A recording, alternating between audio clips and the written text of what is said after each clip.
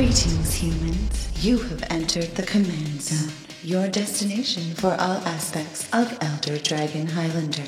Enjoy your stay.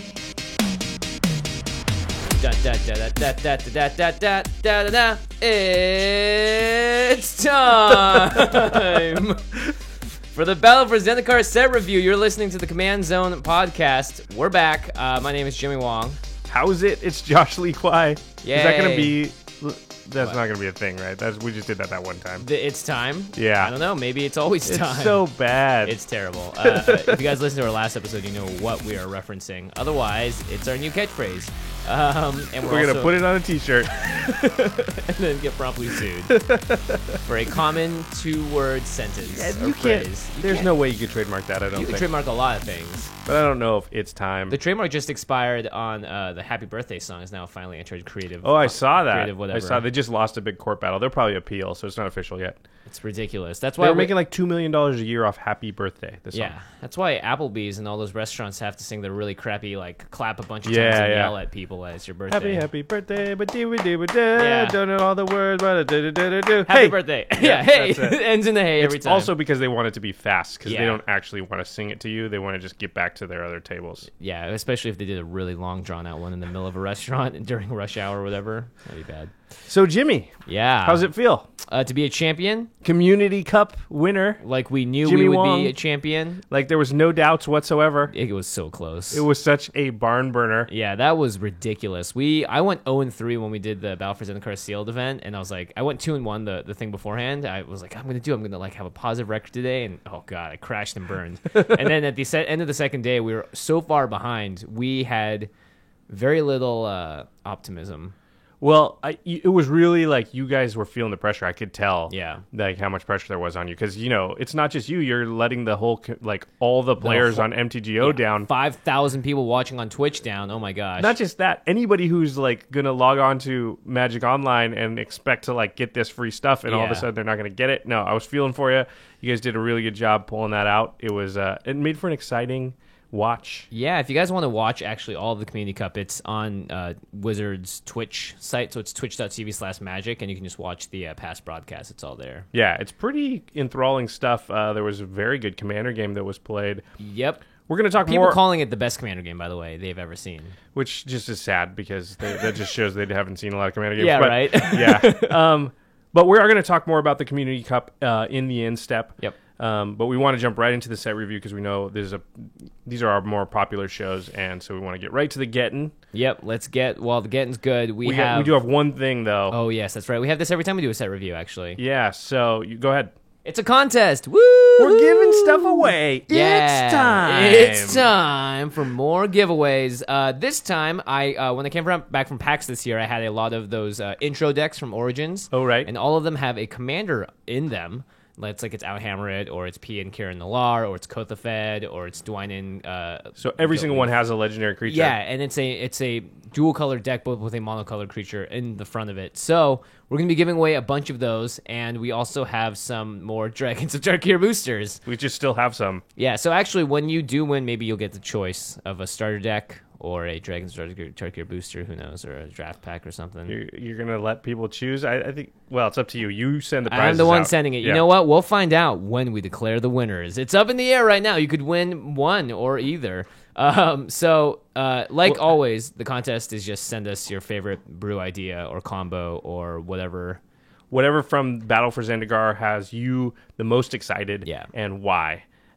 Tweet it at us. We're at CommandCast on Twitter, or you could send us an email, commandcast@rocketjump.com. Either one will enter you. The winners will be chosen randomly, so it's not the content of what you send exactly. us. Yeah, so we will announce that once we have all the entries in. Please try to get them to us. Well, we usually record on Thursdays, so this is going to come out on a Tuesday, and you will need to get us your entry by Thursday evening. Yep, so 2 nights. Hold on, my dog is gnawing on a bone. I don't know if you guys can hear it. Look at her go. Kiwi. She just purposely chooses the loudest toy. Every time. Yeah. That's a mine. This is yours. He keeps. You can't see it at home, but the desk that we record on, there's like 4 dog toys, and it's just like ever growing. Yeah. Then she just goes and grabs another loud toy, then he grabs that and puts it on the table. Maybe I should just stop buying loud toys. No, I like this because by the end of the night, we're going to have a stack 2 feet high of And dog then toys. who is the dog now, Josh? It's definitely going to be Who's us. trained who? Yeah. So anyway, enter the contest. Please submit your stuff. You guys have a couple of days to do it. Tweet it to us or email it at us. Again, it just needs to be a combo that you're excited about, or just a couple like this card's going to go great in this deck. It doesn't have to be a combo or whatever. So, with that being said.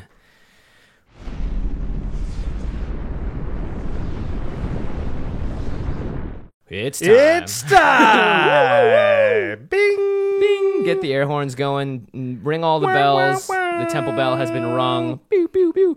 Battle for Zendikar is looking spicy, guys. And It's looking crazy for us. yeah. I know there's been a lot of I don't know. This happens every set where people are kind of salty or they're complaining or whatever. But I'm This just set like, wasn't what I whatever. For thought. EDH, it looks awesome. Yep, it looks super awesome. It's a set about ramping out big, huge stuff.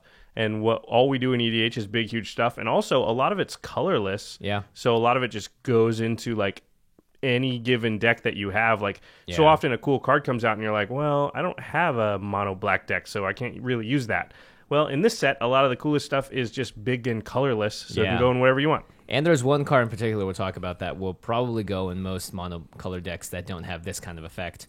But let's start with some of the new mechanics that are in the set. The first is Ingest, and this seems to be a mostly limited sort of effect. I don't know. Some people are talking about using this in Commander. I'm a little bit skeptical. I think you have to stretch a little bit because, again, we're playing with the Exile Zone with Ingest here. So Ingest is an ability that when a creature attacks and does damage to you that has Ingest on it, you exile the top card of your library and it becomes just exiled. So it enters the Exile Zone. There are a lot of other cards in the set that say, take one card that your opponent owns from exile and put it into their graveyard and do this effects like loot or tap a creature down. Yeah, they're calling those processors Right. A lot of the time. So anything that has an effect, but it requires your opponent to have a card in exile for it to work, because you sort of take one or two cards or however many cards from their exile zone, put it Yeah. into the graveyard, and then you get this effect. So You are processing the things that have been ingested. yeah. So it's an interesting mechanic. We're going to see it on a few of the cards. Another new mechanic is called Awaken. Very cool. Awaken. This is the land, by the way, fighting back against the Eldrazi. Yeah, and of course, Zendikar is so much about lands in general. And I should say the lands in this set all alone are just worth a whole set review. They're awesome. So Awaken, the way that it works is a spell will have a casting cost, and then it will have an Awaken number and a casting cost. So it's an alternate cost similar to Overload. If you pay the alternate cost, you get the effect of the spell, but then you also put a certain amount of counters on one of your lands, and that land becomes a creature and has haste. So if it had Awaken 2 and you paid the Awaken cost, you'd put 2 1/1 counters on a land, and it would become a 2/2 and would have haste. Pretty cool. So it's kind of it reminds me of the Bestow mechanic. Yeah, that's a good way to put it. Yeah, just because it's just additional value on different points on the curve. So if Yeah. you're at 3 mana, you can just fire off the spell, but if you're at 5, you can fire off the spell and get a 2/2. Yeah, the awaken costs are always more than the casting cost is, and sometimes it's more mana intensive. Like the one board wipe that's in the set actually has another white pip in it on top of Right, just instead of costing 2 more. white, it costs 3 white. Yeah, but yeah, Awaken seems really good. It scales really well. Obviously, the longer It's the very game good and goes. limited. I'm not sure for EDH. Yeah, well, I agree with that. I think some of them, maybe just a couple, will have it matter. Converge, this is your mechanic right here. Yeah, Converge is the sort of similar to Sunburst, as people are saying. So it cares what colors or how many colors you've tapped when you cast the spell. So if a spell has Converge and it's cost 3 in a red, let's say, and you pay the red mana, but then the 3 you actually play a black, green, and a blue, then you've actually played 4 color mana, and you'll get the effect based on paying 4 different colors. I think most of the Converge cards will be best only in 5-color decks in EDH. Because I think 3 is okay for quite a few is of okay them. for a few of them, Yeah. yeah. But if you're going to do it in any deck, it should be a 5-color one so you can get the max value out of them. Although some of the spells only cost 3 mana, so you can't actually even get it to 5 if you want to, unless somebody's got Thalia or another effect. We'll talk about that on a few that's of actually them. really interesting. I wonder if that will affect Modern at all. Rally is the ally theme for the set. Rally. Rally, yeah. It's essentially a enters the battlefield effect for the creature that the rally is on, or an ally. So like if a creature is an ally and it has a rally, it'll say whenever this creature or another ally enters the battlefield under your control, and then an effect. Creatures you control gain vigilance. Gain This is a lifelink. useless keyword. This one I don't understand. They could have just put They just wanted to get ally in front of an R. It's just weird, and it also wastes a keyword for later. Whatever. So yeah, that's the ally keyword. It just says it cares about allies and it is an ally, and you're gonna also usually will have an enter the battlefield effect, but not always. Not always. And the final one is devoid. So all it is this card has no color. Now that doesn't change what color you have to spend to pay for the card. So you couldn't put a devoid card in a colorless deck if it had. It doesn't change its color identity. Yeah. So for the purposes of EDH, for example, a card will cost, again, let's say 3 in a red, but it will have devoid. So the card itself will be colorless, but we still have to go by the rules of EDH, which means that it's still a red card for the purposes of EDH, meaning you can't just put it into a deck that doesn't have red in it. Yeah, because you can't even generate that color in that deck. Right, and you also aren't allowed to have any cards in your deck that have the mana symbols that aren't associated with your general in it. So. Yep. Either mana symbols at the top right where it costs to cast or inside the rules text, but not in the case of Extort is the only one of the few exceptions. Because that's the reminder text not the rules text. Oh, what a complicated game we play.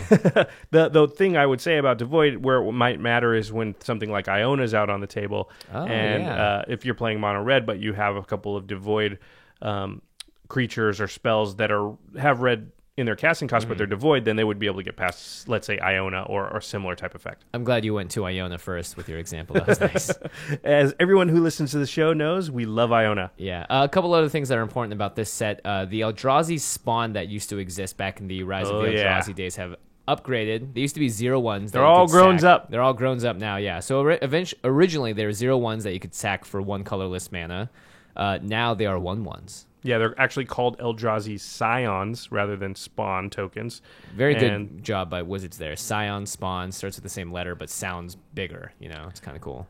Yep, and they're 1/1s, and they do the exact same thing. You can sack them for 1 colorless mana. So there's a lot of creatures that generate more of these. There's a few other spells that just generate them, and there's one awesome card that just keeps making them Bitter Blossom style every turn. We will definitely talk about that one. The new Awakening Zone. And the last mechanic that is present is Landfall, which is a returning mechanic. Yep, and Landfall just says when a land enters the battlefield under your control, you get some sort of added effect or a couple of effects or whatever. Yeah. All right, let's talk about some cards. Okay, 12 minutes, guys. We got this. We're 12 minutes in already? Yeah. Okay, strap in, everybody. This may be a long episode. There's a lot of cards to talk about. There's a lot to go through, yeah. I think we're going to do it efficiently, but we're not going to overly go too deep on some cards. So if we miss some stuff, don't we're definitely going to try to skip cards also that are just very similar to a lot of cards that are out there. So there's definitely more playables than we're going to talk about, just depending on what your collection is. But just because a creature is it's cheap, but it's just an 8/8, we're just not really going to talk about it because you already know. Put that in your Xenagos deck. Yeah.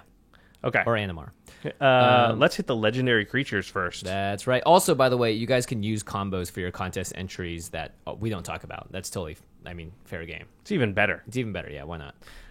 Although it's all random, so it's just subjectively better. It's better for people reading it. It's not better for your chances to win. It's better for your chances to get retweeted. How about that? How about that?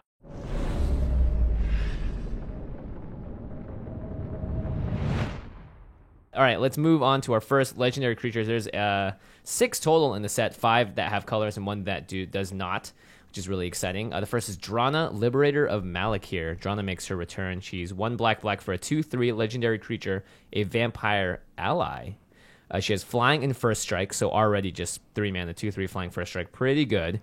Whenever Drana, Liberator of Malakir deals combat damage to a player, put a +1/+1 counter on each attacking creature you control. A little less stoked, but still pretty exciting. It is noticeable that she has first strike, so what'll happen is she'll actually connect with the opponent first on the first strike part of the damage phase, and then she'll put the 1/1 counters on everything, and then if they're not first strikers, the rest of your creatures, they'll actually get the 1/1 bonus when they do that combat damage. So that's kind of interesting. It's really interesting. This is a great include in certain Marchesa builds if you're trying to be more aggressive and attack people, because you don't have to go after the person with Dethrone if you have Drana out. Yeah, as long as you can hit them. In fact, you don't even have to hit the person that the main body of your army is attacking. So Drana doesn't say, doesn't care which opponent you hit. So I can actually swing it to, let's say, Jimmy with Drana, but swing all my, the rest of my guys at Craig, and just because I know Jimmy has no flyers, and then that'll give +1/+1 to my whole team that's attacking Craig. Yeah, it's pretty awesome. Drana also gets the counter when she does the damage, but if you have her swing at the person that has the highest life total with Marchesa, then she gets 2 +1/+1 counters. Seems pretty good. Pretty good. What do we think about a Drana deck, though? One where she's the general. I don't know, mono black. Would you want to do like a go wide technique with this, right? This falls into the category we usually talk about, where like you'd think of a token type, like maybe a zombie strategy. What's that, Kiwi? Kiwi does not like zombies. No. So you would think, we talk about this all the time, right? You have that choice where is you want a card that makes a lot of zombies or tokens, or do you want a card that pumps them all? And I think in general you want the token making, and Drana would be in the deck maybe, but if she's your general, then you're going to have to rely on your deck to provide you with a lot of token makers. Yeah, and mono black no less. There's a lot of zombie token makers in mono black. Yeah, that's true. But in that case, wouldn't you just rather have Ghoul Caller Gisa as your general, exactly. right? And then I would go get Drana with a tutor at some point when I'm ready to really deal out the punishment. Does black do that? Black, they might be okay at it. Next up, Zada Hedron Grinder. He's also an ally, interestingly enough. He's also mono red. He's still my beating heart. I was going to say, this guy should talk to you a little bit. Yeah, he's a 3 in a red for a 3/3 goblin ally. Whenever you cast an instant or sorcery spell that targets only Zada Hedron Grinder, copy that spell for each other creature you control that the spell could target. Each copy targets a different one of those creatures. Wow, that's a lot of words. It's a lot of words. What happens is you have a bunch of creatures, and one of them Zada. If you have a spell that targets only Zada, so let's say Titan Strength. I was going to say Lightning Bolt, but that wouldn't be very good, would it? That would probably be not the best. So Titan Strength gives +3/+1, and you scry one. Mm-hmm. So if you target Zada with Titan Strength, now you get to copy Titan Strength for each of your other creatures. So let's say you have 5 creatures and Zada, you'll cast Titan Strength. You'll get 5 additional copies of Titan Strength, 1 for each of your creatures. Yeah. They'll all get +3/+1, and you'll scry one 5 times. 6, 1 for Zada. So Right.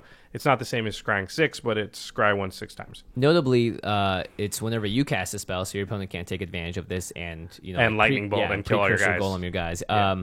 And it's not a May ability, so it has to happen. Yes. People were saying like cantrips would be really good with this. Defiant Strike, which is you just 1 white for a +1/+0, and then you draw a card.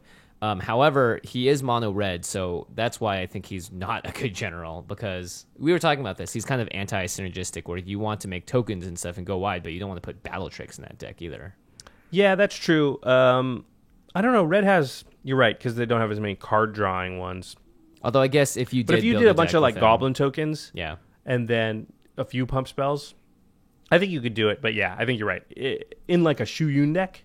yes, by far, I think this is an awesome Shuyun build around. Sort of just like if you're trying to go a little wide with your guys, or if you just want to get extra value off of all your cool cantrips that you have, be great. However, I think Zada would be good in a Krenko deck if you were trying to do his kind of effect over and over again, or like get multiple combat steps or something, because I feel like that would be really effective. Yeah, you just need the cards that allow you to at least take advantage of Zada's ability. I don't know that every Krenko deck has like single targeted pump spells or target your own guy type spells. Yeah, exactly. If your deck already has that, then Zada's very good. And maybe I can see a deck. There might be enough cards where somebody builds a Zada deck where Zada's the general.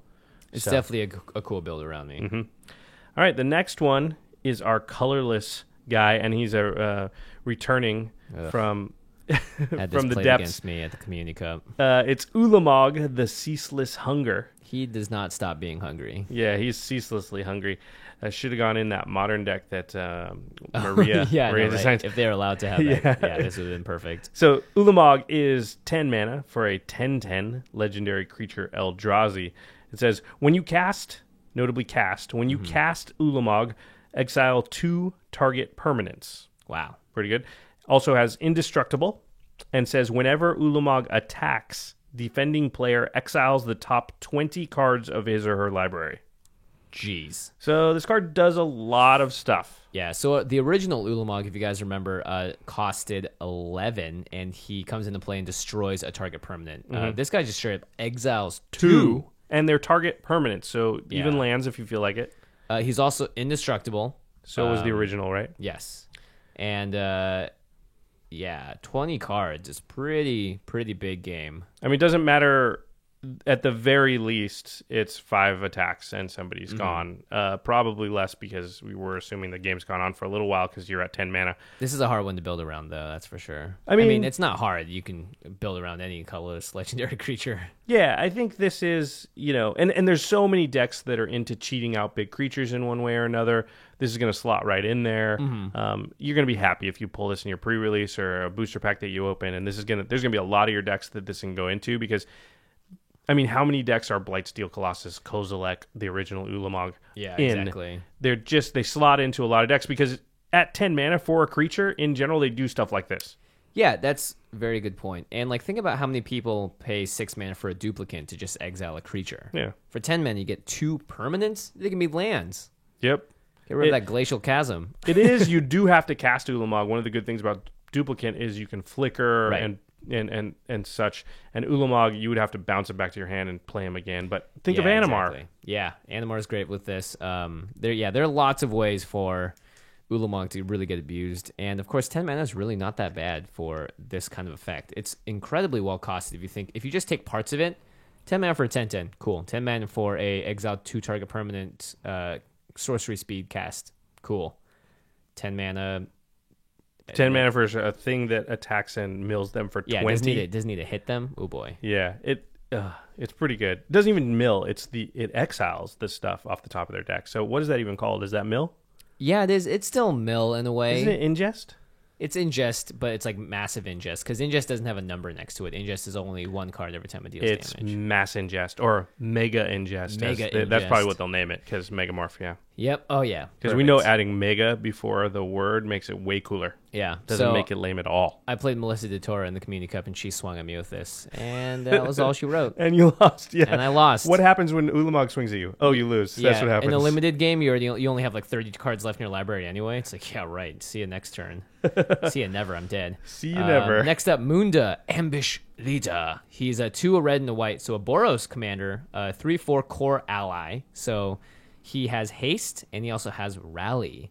So whenever Munda or another ally enters the battlefield under your control, you may look at the top 4 cards of your library. If you do, reveal any number of ally cards from among them, then put those cards on top of your library in any order, and the rest on the bottom in any order. Wah, wah, wah. I was hoping they were going to say put them into your hand. It would solve one of our issues with Boros, which is card draw. Instead, you just kind of stack the top of your library. Yeah, you get to have any number of them on the top of your library. So how it works, I think, is that if you get 2, then Munda will forever keep triggering, pretty much. You put 1 on the top, 2 on the top, you draw 1, and then the next time when you play that one, it definitely will trigger again. And so you're trying to just another keep one. going forever with Munda, 3/4 for 4, not very aggressively costed. Yeah, has haste. I'm out on Munda. Yeah, I'd be interested to see if there's a way to pair it up with some kind of card draw, but that's just so janky. But this is a Boros mechanic that involves you looking at the top of your library, which never really happens in red and white. Which it's usually like red a and white green doesn't effect care or a about blue too effect. much either. So there's there's probably some ways to abuse it. I don't know. Maybe Munda goes into an ally deck of like a 5-color ally or a Naya ally or something, but I don't know. I don't see it. Not too excited. This next guy, though. Yeah, the next one's interesting. It's Noyandar, Royal Shaper. Costs 3 and Azorius, so 3, a white and a blue, 5 total for a 4/4 legendary creature Merfolk ally, hitting 2 tribes there. Whenever you cast an instant or sorcery spell, you may put 3 1/1 counters on target land you control. If you do, that land becomes a 0/0 elemental creature with haste that's still a land, so it awakens a land. Notably, and something we didn't mention about Awaken earlier, is you don't have to choose a new land every time you do it. So if you awaken and then you awaken again, you can choose to stack those counters on the land that was already awakened. So you can turn a 3/3 into a 6/6 if you want to. Pretty good. Yeah. The problem with this, though, is that your lands are much more susceptible to death. Yeah, because it's gonna stink if you've turned like 5 lands into creatures, and then somebody Wrath of Gods, and not only do you lose all your creatures, but you also lose your ability to cast stuff. Yeah, if this was had green in it, I wouldn't be as afraid to use this ability. Yeah. I'm interested to see the build around these here. It could be a very fast deck, though. Yeah, that's true. You just cast a lot of really cheap stuff, but you have to get to 5 mana in the first place to even cast this guy. So Yeah, you get to 5. It's just like a Titania. You got to get to 5, which Titania is obviously in green, so that's easier. But still, and then you just start. Maybe play a bunch of artifacts, so that those are a lot of, because you don't want to be tapping your lands, turning those lands into creatures, because then they're going to be tapped. They won't be able to attack. I don't know. Not. It's interesting. I think this has some potential. It's not. I don't see it being like a super powerful general, but I think you can do it. It is Merfolk also, so you could go in that direction. Yeah, with that, I actually kind of like that, playing a blue-white Merfolk deck. Yeah, it gives you... Yeah, exactly. And then you're just incidentally turning your lands sometimes into creatures, but that's not your main plan. Yeah, notably, you can do this at instant speed, so you can do it to bring up a blocker or something. Or surprise people, or do it on your end step. They don't know how many you're going to make, and you look around, everybody's tapped out, and you turn like 10 of your lands into creatures and just kill everybody. That could happen. I mean, that's sort of the Marchesa too, right? If that land dies, you get it back. If you can put her in your 5-color deck. Yeah, you'd have to make a 5-color Marchesa. Or we're dreaming big here, guys. If you do make a 5-color Marchesa, then you're definitely putting this next guy into it. Oh my gosh. Omnath, Locus of Rage. This is my pick for best general of the set. I agree. This thing is nuts. And the art is cool. You guys remember Omnath was a mono green general that that would store green mana. Yep. And you could use it in other turns. This guy is 3 red, green, so he's grueling all over the place here. 7 mana total for a 5/5 elemental legendary. Landfall, whenever a land enters the battlefield under your control, put a 5/5 red and green elemental creature token onto the battlefield. Woo! And whenever Omnath or another elemental you control dies, Omnath deals 3 damage to target creature or player. That last part, see, with the first part, it's just a rampaging Baloth that's making slightly bigger guys, 5/5s instead of 4/4s.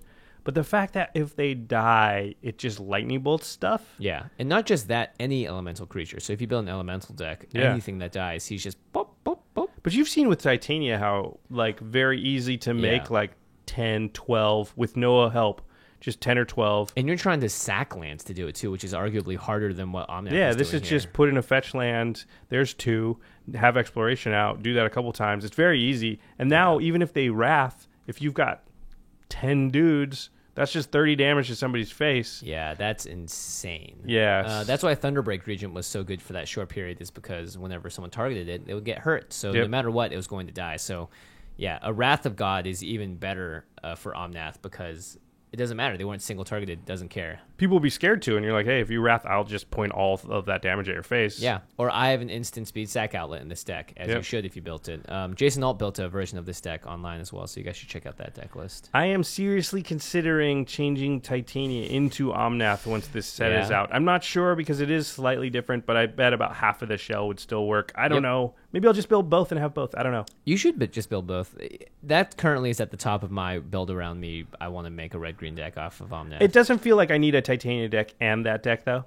Just have 2 lands matter decks. Yeah, it just feels like they're going to be play so similar that I... Dream big. Dream big. Keep building.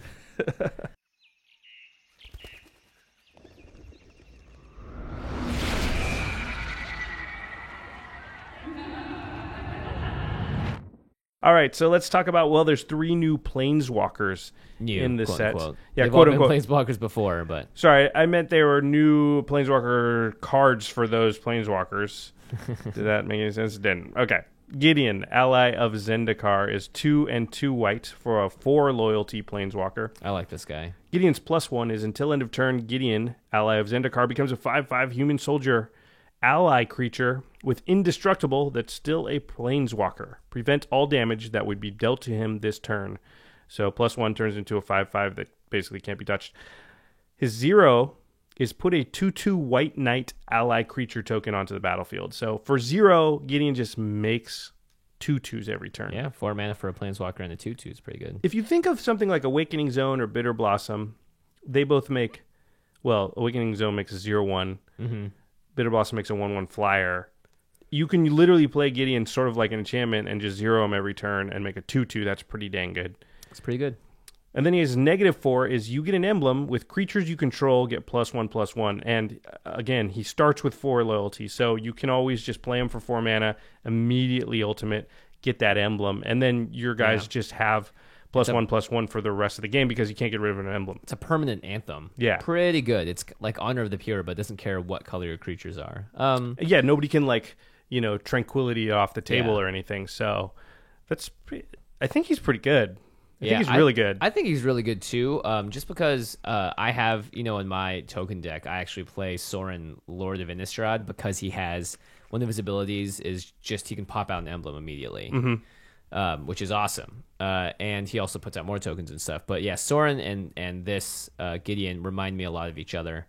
I would totally play this in a token deck. I would play this in just a deck that has or wants a lot of creatures, even if it's not a token deck. Yeah, that's true. Because, again, just making a 2/2 every turn is very strong, and a lot of times you're just going to want an emblem just right away, just for, like, hey, because you would a lot of times just play an enchantment that cost 4 mana and gave all your creatures +1/+1 for the rest of the game. Pretty good. Yep, I like it. Yep. Next up, we have Ob Nixilis. Now, Ob Nixilis used to be a human person, died, and then turned into this demon thing. My lore is totally off, but he lost his spark. He had his spark in the Commander 2014 set, and he reignited it. Here he is, 3 black for a 5 loyalty planeswalker. Nixilis is the type, I guess. +1, draw a card, and you lose 1 life. So that's like Phyrexian Arena as effect. -3, destroy target creature. Pretty good. And -8, target opponent gets an emblem with whenever a player draws a card, you lose 2 life. So yeah, around the table, that single player is getting 10. Like if it's a 4-player game, they lose 8 life. Yeah, that's Just pretty a single brutal. rotation, yeah. Yeah. Including himself, which is nuts. I mean, being able to draw a card every turn is good. He costs 5, and you can get that same +1 effect for 3 mana with Phyrexian Arena, like you said. But you do have different modes. Destroy target creature is useful. Again, it's destroy. I think Ob Nixilis is fine. I just don't think he's amazing in any way. And he's even the underwhelming. ultimate is, like you said, sure, it's going to do 8 to him. But at that rate, they probably have 3 or 4 turns to kill you. Yeah. And Unless they're you have, definitely like, going to. If 2 people had Consecrated Sphinxes going, they could just kill that person immediately. But you're not going to get to 8 that often, I don't think, unless you're trying to sort of doubling season this guy out. And you're not going to get to 8 while also 2 people have Consecrated Sphinx. Yeah, exactly. So the big thing is, I wouldn't play this guy. I mean, he can fit into places, but I think he's just definitely more of a standard card right now. Yeah, I don't think he's like a top-tier EDH card in any way. Nope. All right, the last Planeswalker in the set is Kiora, Master of the Depths. She's looking super, super cool right now. She is looking kind of like Alien. Yeah. She got that long tail. She's a little scary. She's Actually, is that her sitting tail? it's No, an she's octopus. sitting on an octopus. And it's a freaking tidal wave crashing over her as she's just hanging out under this wave with Thassa's Biden. All right. She's awesome. She costs 2 in Simic, so 2 a green and a blue for a 4 loyalty Planeswalker. Kiora, her +1, untap up to 1 target creature and up to 1 target land. It's pretty good. I mean, it's a little bit of ramp. It's not great. -2, reveal the top 4 cards of your library. You may put a creature card and or a land card from among them into your hand. Put the rest into your graveyard. That's awesome. -2 for potentially drawing 2 cards. And it puts stuff in graveyard, which is better than bottom of your library most of the time. Yeah, agreed. And then her ultimate I'd negative... say almost all the time, actually. Yeah, I would too. Especially since you're at least in blue, which will like delve and stuff like that. Her -8, her ultimate is you get an emblem with whenever a creature enters the battlefield under your control, you may have it fight target creature. That's pretty good. Now, this next part is not part of the emblem, so it just happens once. Then you put 3 8/8 blue octopus creature tokens onto the battlefield. So... So you get an emblem. It makes all your guys available to fight whenever they come into play. It's a May. And then you get 3 octopus. Yeah. 8/8. They all just sit 8/8s. there and they're ready And they, I'm assuming, fight 3 things when they come in. That's flavor to the max. That's pretty strong ultimate. I could see that happening. She just like summons the power of the waves. 3 octopus slam down the ground, just swat 3 things out of the way. Yeah, it's awesome. Let's not get caught up too much on the ultimate, though, because it's unlikely to happen all that often. Yep. However, Kiora, Pretty good. if you listen to the show, you know all decks need 2 things. Mana ramp and card draw. Her +1 is mana ramp. Her -2 is card draw. Sold, done, signed, sealed, delivered. She's going in a lot of decks. I Yeah. think she's very good. She can untap Akira's Follower. Yes. She can untap a Fate Stitcher. Yep. And So then you can get 2 lands out of it, just like Garrick Wildspeaker does. You can draw cards off her. I think she's very, very good. Yep, I'm definitely looking forward to playing her a lot. I hope she doesn't see much Modern play, so it doesn't make her too expensive for me. Yeah, that's the right now you've got to root for her to not be played in other formats, Yeah, so exactly. the price stays reasonable. Speaking of price, don't pre-order any cards from this set. Oh my gosh, do not. This is going to be the most open set in Magic's history. The fall set typically breaks the last year's record. This may actually stand for a couple of years because of the expeditions. Yeah. It may outsell even what next fall's set would outsell. It's going to just keep selling. Yeah. And Wizards will never stop printing Ballot for Zendikar while it's in standard. So you can get boxes next year easily. And that what's going to happen is with tons of it being opened, because of the expeditions, people are going to be like playing those lottery tickets. The price of all the rest of the cards are going to be pushed down because there's just going to be a glut of them. So definitely Planeswalkers I would not pre-order, or any Mythics at all. The only thing that has a limited print run is just Fat Pack boxes because they only get printed once when the set comes out. So if you want to get those, then you have to hop on those and find those online or at your local big box retailer.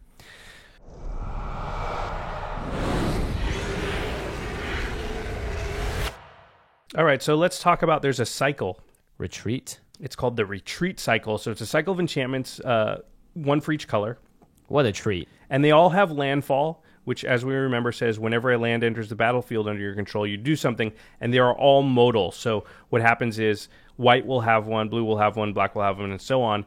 And every time a land enters the battlefield, you get to choose between one of 2 things. So we're just going to talk about these really quick because they're EDHE type cards, because they're just accrued value over the course of a long game. The white one, Retreat to Emeria, puts a 1/1 white ally creature on the battlefield, or creatures you control get +1/+1 till end of turn. So obviously very good in token decks. It does cost 3 and a white, so it's a little bit spendy. Yeah, I think in token decks, it's just really good because it's an anthem sometimes, and sometimes it's a creature, and you're going to play lands. So You're always going to play lands. The blue one is Retreat to Coralhelm. Your choices are you may tap or untap target creature, or you can scry one. That's pretty good. Yep, I think it's sort of less good. I don't know. It is good. In blue, I mean, I just think every time I see blue and that I have something that works with Fate Stitcher, I'm like, oh, great. Yeah, that's true. The problem with like tap somebody else's creature, I normally want to be able to do that on their turn to stop them from attacking me. Untap is great, but again, you need something that cares if it's untapped. Yep. Scry one, it's good, but it's not insanely powerful. There are faster ways and better ways to get scrying. To draw cards and you're in blue. So Yeah. I think Coralhelm is okay. Retreat to Hagra is the black version. 2 in a black, you get to choose when landfall happens. Target creature gets +1/+0 and gains death touch until end of turn, or each opponent loses 1 life and you gain 1 life. The second one, each opponent loses 1 life, can actually add up pretty good. Yeah, If in you terms play- of just killing everyone fast. You only gain 1 life regardless of how much is lost by your opponents. Yeah, but you may do sort of 6 to 7 damage to everyone over the course of the game. If that's 4 other players, this card could do 30 damage or so. That's pretty good for 1 card. Yeah, I mean, I think it would be best in a deck where you're trying to cheat out lands, so like green-black or green anything. I mean, plus black. all of these will be better in that case. But if you're in mono black, you probably don't even play this card. But maybe. Yeah. Maybe. Yeah, probably not. Yeah. Retreat to Valakut is the other one, or is the red one. It's 2 and a red. Your 2 choices are target creature gets +2/+0 until end of turn, or target creature can't block this turn. I'm out. Don't like it. Wah, wah. I mean, unless you're in a really big aggro deck, this just does nothing most And of the time. playing 1v1, I guess. I don't know. Last one, Retreat to Kazandu, 2 in a green. You get to choose between put a +1/+1 counter on target creature, or you gain 2 life. Again, the second one. I think even the first one, There's both. so many ways to do +1/+1 counters in green. Yeah. This is just not efficient. Think of the first 3. The first 3 all do. There's at least one mode where it does something, even if you've got nothing else on the board and nothing else going on. But like the red one and the green one both require things. So the red one requires a lot. It requires you to want to attack with a creature. The green one requires you to at least have a creature because gain 2 life. Who cares? I don't care at all. I don't. It made me yawn, actually. It's like, gain 2 life, yawn.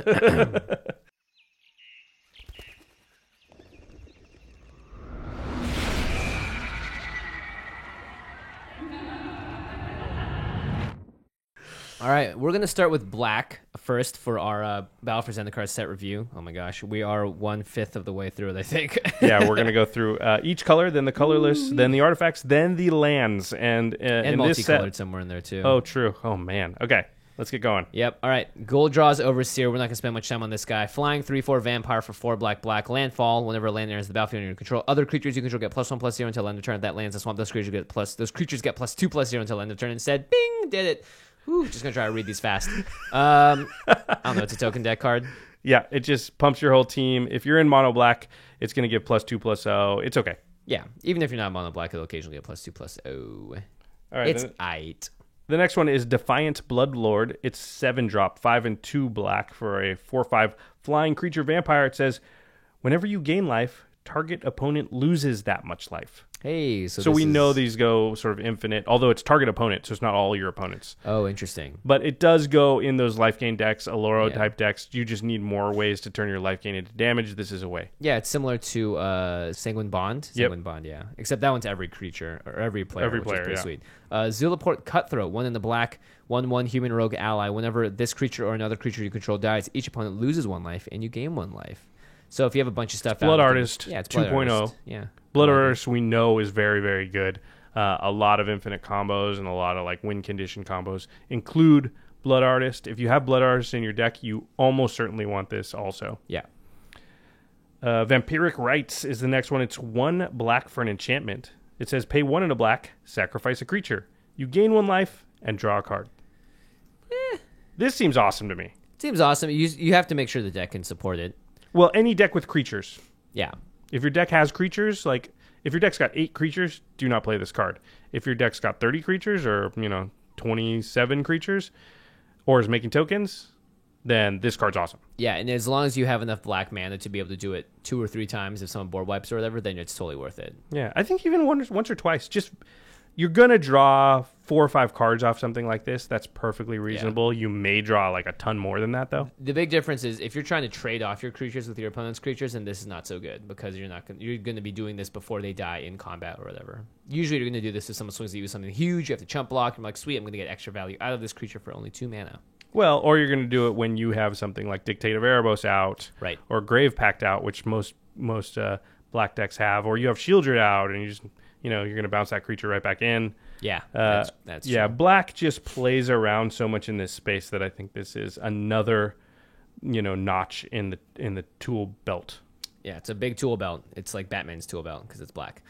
Complete Disregard is a 2 in the black instant. Devoid, has no color. The card has no color. Exile target creature with power 3 or less. This is just on the list because black doesn't have much to do with exiling creatures in mono black. Yeah.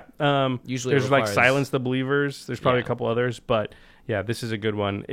I don't know. I'd play Silence the Believers over this. I agree. Basically every time just because it doesn't have the power 3 or less restriction, but not everybody has every card. If you open this, it might belong in your deck. Basically, if you're playing a mono black deck and this is in there, I'll never look twice at it and be like, why is this here? You could be like, it works. It does what it needs to at instant speed, and it could get rid of cards like the Prophet of Kruphix. We should say that that's what was the name of it? Complete Disregard. It has Devoid. Yes. So technically, it's not. We're in black still because it has a black pip in its casting cost, but it's a colorless spell. Yeah. You can cast it through Rayona.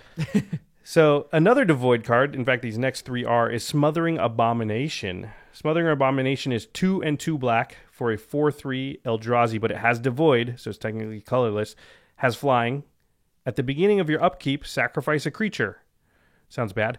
Whenever you sacrifice a creature, draw a card. Nice. That's awesome because that's not tied exactly to the first ability. Yes. It's just anytime you sack a creature. So if you have, for instance, Vampiric Rites out, and you sack a creature to draw a card and gain a life, you also get to draw an additional card because of Smothering Abomination. Seems very, very good. Yeah, it seems good, especially if you have some way of consistently putting out creatures. Yep. And worst case scenario, you just sack it to itself and then draw a card, and it replaces itself. You only need to do this 2 or 3 times to really, I think, get the full value from it. Because then you also have a creature on the board that stops people from attacking you and all that stuff. Grip of Desolation, 4 black for an instant. Devoid. This card has no color. Exile target creature and target land. So again, another mono black exile effect. Pretty sweet. Twice as much mana and pips as Complete Disregard. A much better card, though, I think, because it has no restrictions, and you can get a land with it. And it's an instant. Yes. Well, I mean, complete disregard's an instant too. Oh, right. But yeah. I mean, and how often, and if you're sitting there and you're black, there are get rid of land cards, but there's not a lot of instant ones, and a lot of them are like Sinkhole, and they're super expensive. Yeah. So this is just like Maze of Ith gone and that creature, you know. Yeah, there are so many times when the Maze of Ith just completely destroys your strategy. Also, it kills Iona Yeah. because it's got Devoid. So, Yes. so that's Iona killer. an important thing. There should be a category for that. I wonder if, I mean, they just reprinted Iona twice, so maybe they were thinking about it. The last corner case. I hope they were. Yeah, they probably don't care about Commander quite enough to do that. The last card is Mindraker. Rake the mind. Is that like Moonraker?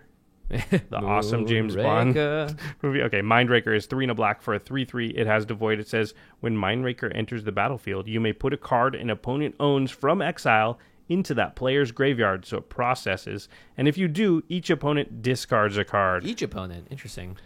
So you don't have to discard. Everybody else does, Yeah. as long as somebody's got something exiled. Now, this is a good flicker target. Yeah. Usually in EDH games, something is going to be exiled. Somebody If it was path to exile somebody, Swords, or Merciless Eviction, or we could just go on and on. yeah. But Or they delved something away. even if they Oblivion Ring something, that's technically an exile. Oh, that's right. Oh, you can get can rid move of it. it. Yep. Oh, that's kind of cool. Yeah. That's very nice. Yeah, so, yeah. I would play a lot of these ingest cards, processor cards, because it's EDH. I think Grip of Desolation may be my top pick. It's pretty good. It's out, a land out of this grouping, and a creature, it exiles, and it's colorless. Yeah, I think if I could include a legendary creature, I think Drana would be better, because it's... But Drana is only going to go in certain decks. I would put Grip of Desolation in any mono black deck for sure, and probably most decks that have black, because Iona. Yeah, and the fact that you can get that land. Yep, it's... I'd rather play this than have a shaky mana base because I'm putting in my strip mines and stuff. No, I'm playing strip mine too. I still play strip mine, but I'm just for the people that. But so often there's that Maze of Ith, and you only have strip mine in your entire deck that can handle it, and now you have another way to handle it. That's just better chance you'll draw it. Yep, and the more EDH you play, I think you'll find that you're going to come across more and more crazy lands, and it's always just good to have. It's one of those things that you start putting into your decks, and this is a great card because it can do two things. Yeah. So.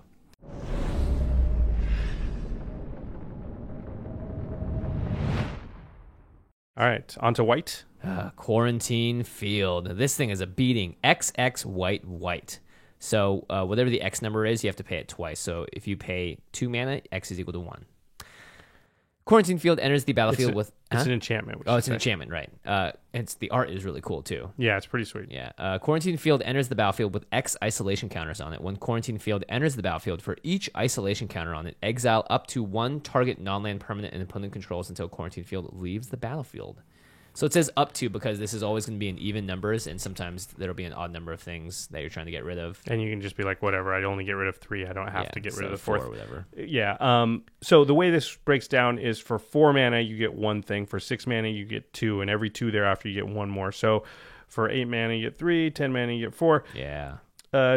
Speaking of Silence of the Believers, it's similar, although I think Silence of the Believers only does creatures. This does any non-land permanent. Yeah, that's insane. And this will also just kill tokens if you have like someone that's a Merit Lage out there. Quarantine Field, Yep.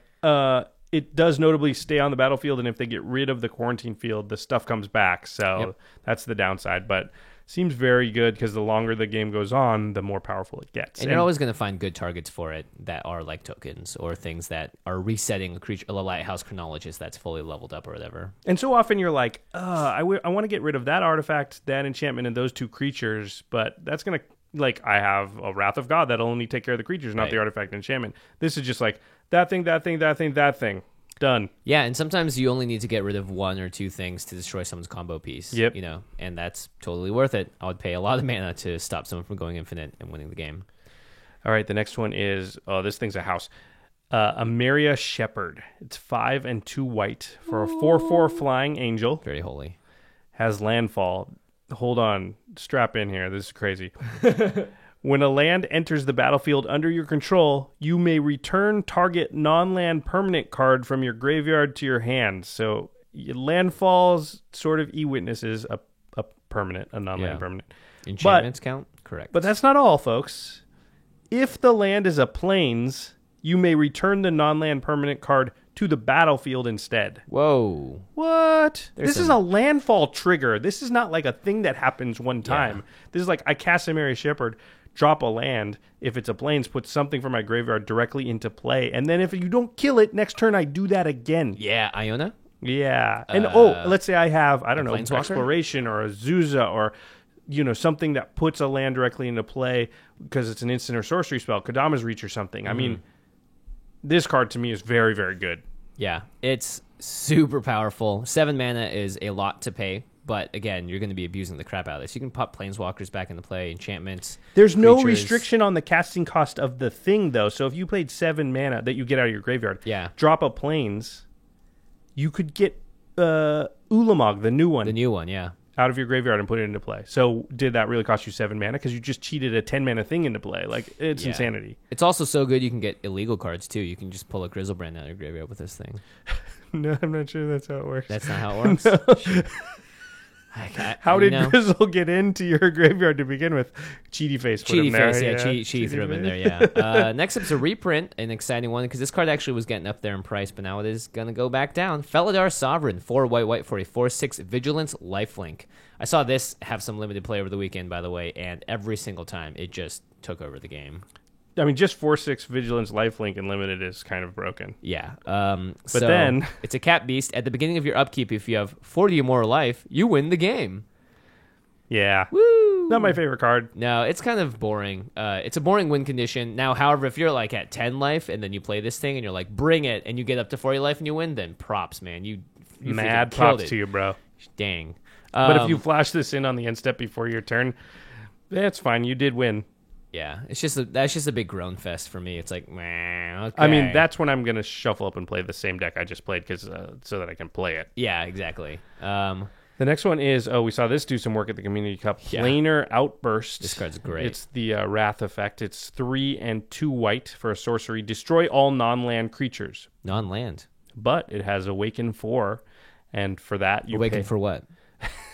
It's Awaken 4, number 4. Sorry. Awaken the number 4. So if you pay the why does number 4 need to be okay? I'm done.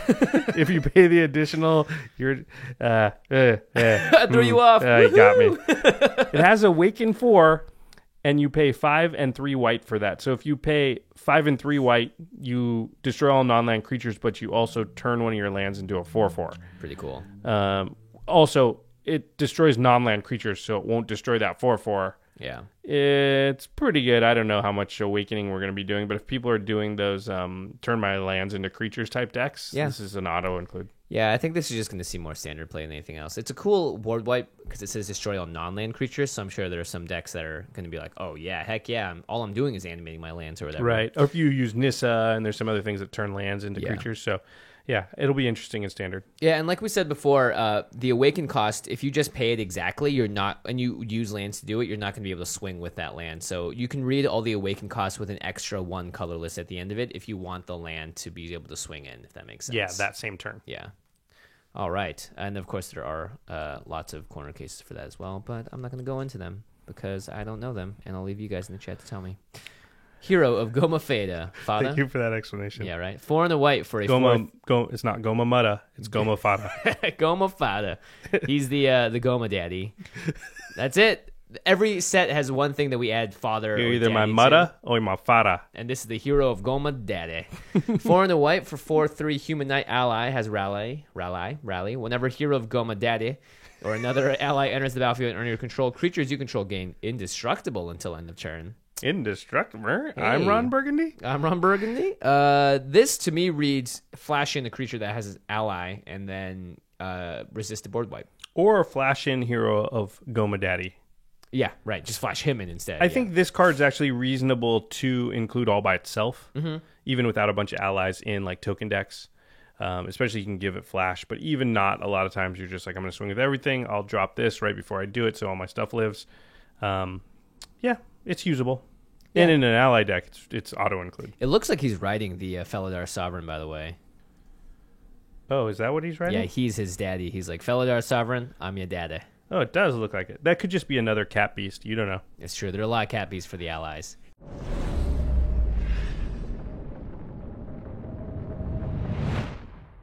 Hey, we're done with white and black. So we're making good time. Okay, moving on to blue. The first card is Guardian of Tazim. It's 3 and 2 blue for a 4/5 flying creature Sphinx. Well, we always got to have Sphinx. I love me some Sphinxes after you Cup do. weekend, yeah. When it has landfall, whenever a land enters the battlefield under your control, tap target creature and opponent controls. If that land is an island, that creature doesn't untap during its controller's next untap step. So it sleeps something if it's an island, and if not, it just taps something. It's You're going to want to have a deck like Burgeoning where you can just be tapping everything down. It's not very good. It'd be kind of fun in a Stasis-y deck, but it just costs a lot for what it's trying to do. Yeah. Next up, we got Ugin's Insight. Now, I'm actually pretty excited about this. Mm-hmm. 3 blue sorcery. Scry X, where X is the highest converted mana cost among permanents you control, then draw 3 cards. Scry X is really powerful. If you have a 3-drop, you get a Scry 3. You look at the top 3 cards of your library and choose where they go. Pretty powerful. If you have a 5-drop or a 6-drop, you look at the top 6.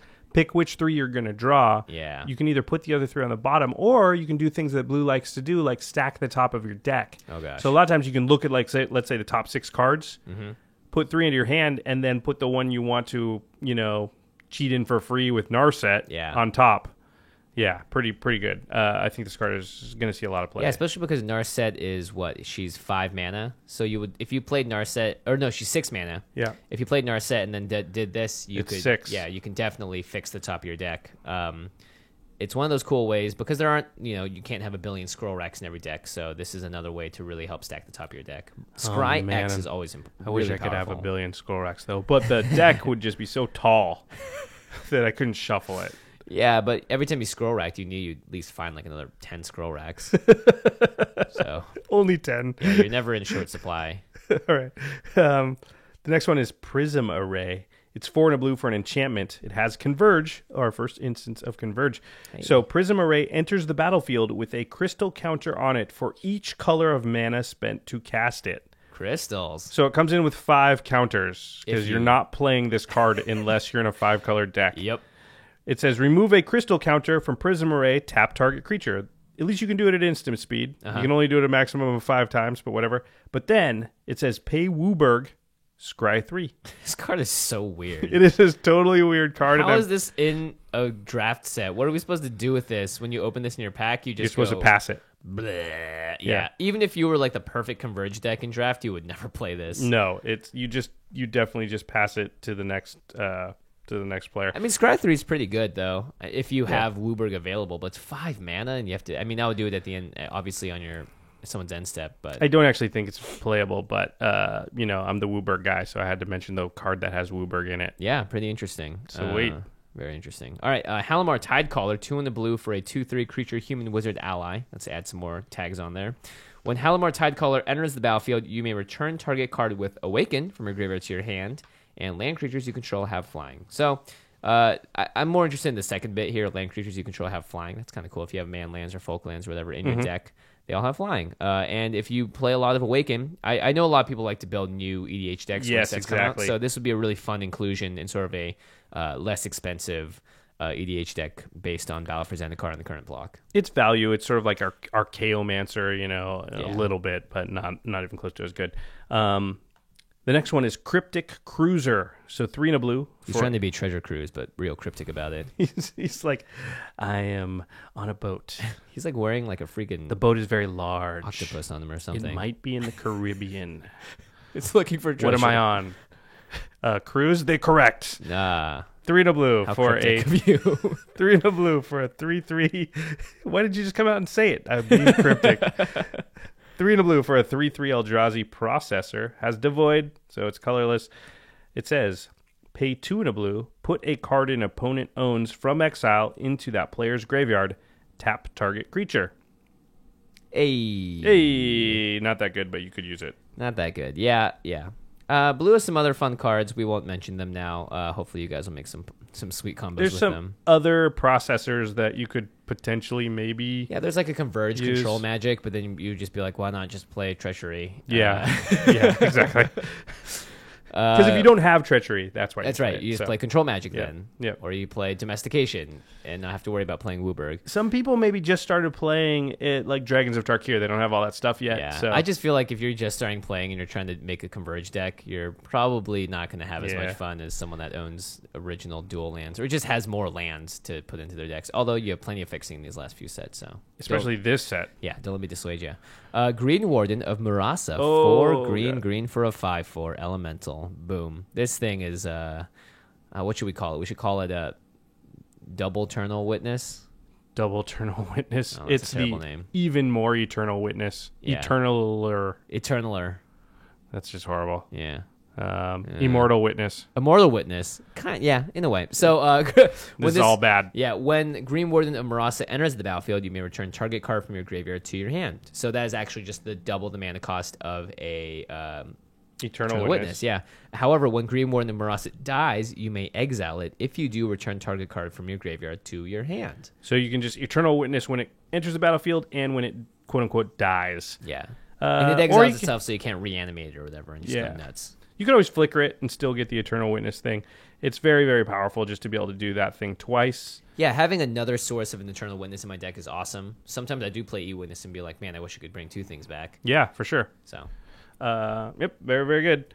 The next card, it's Undergrowth Champion. Looks a lot like the Green Warden of Murasa. These guys are both just elementals they're related. Made of trees. Yeah, they're related.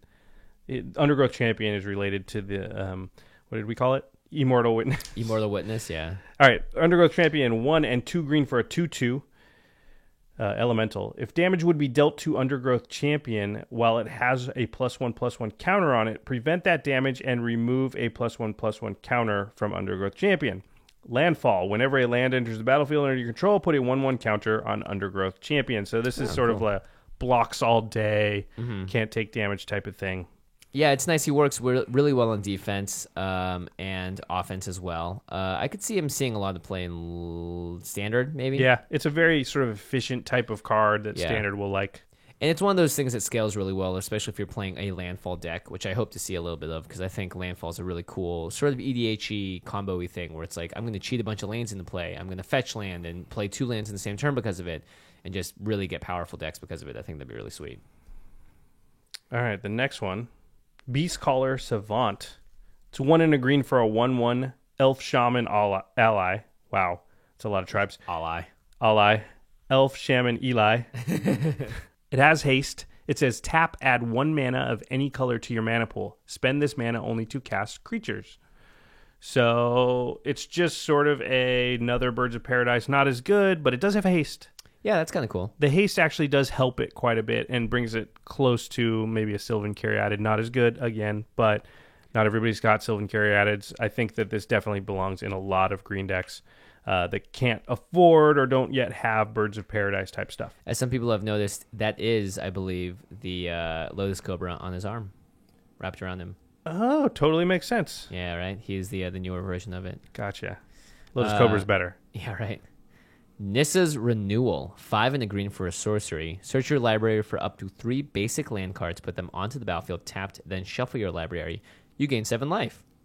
This is the type of spell that we can only get away with playing in our format. It's still not great, but it is super ramp. Yeah, actually, I wouldn't be surprised if this saw Standard play too.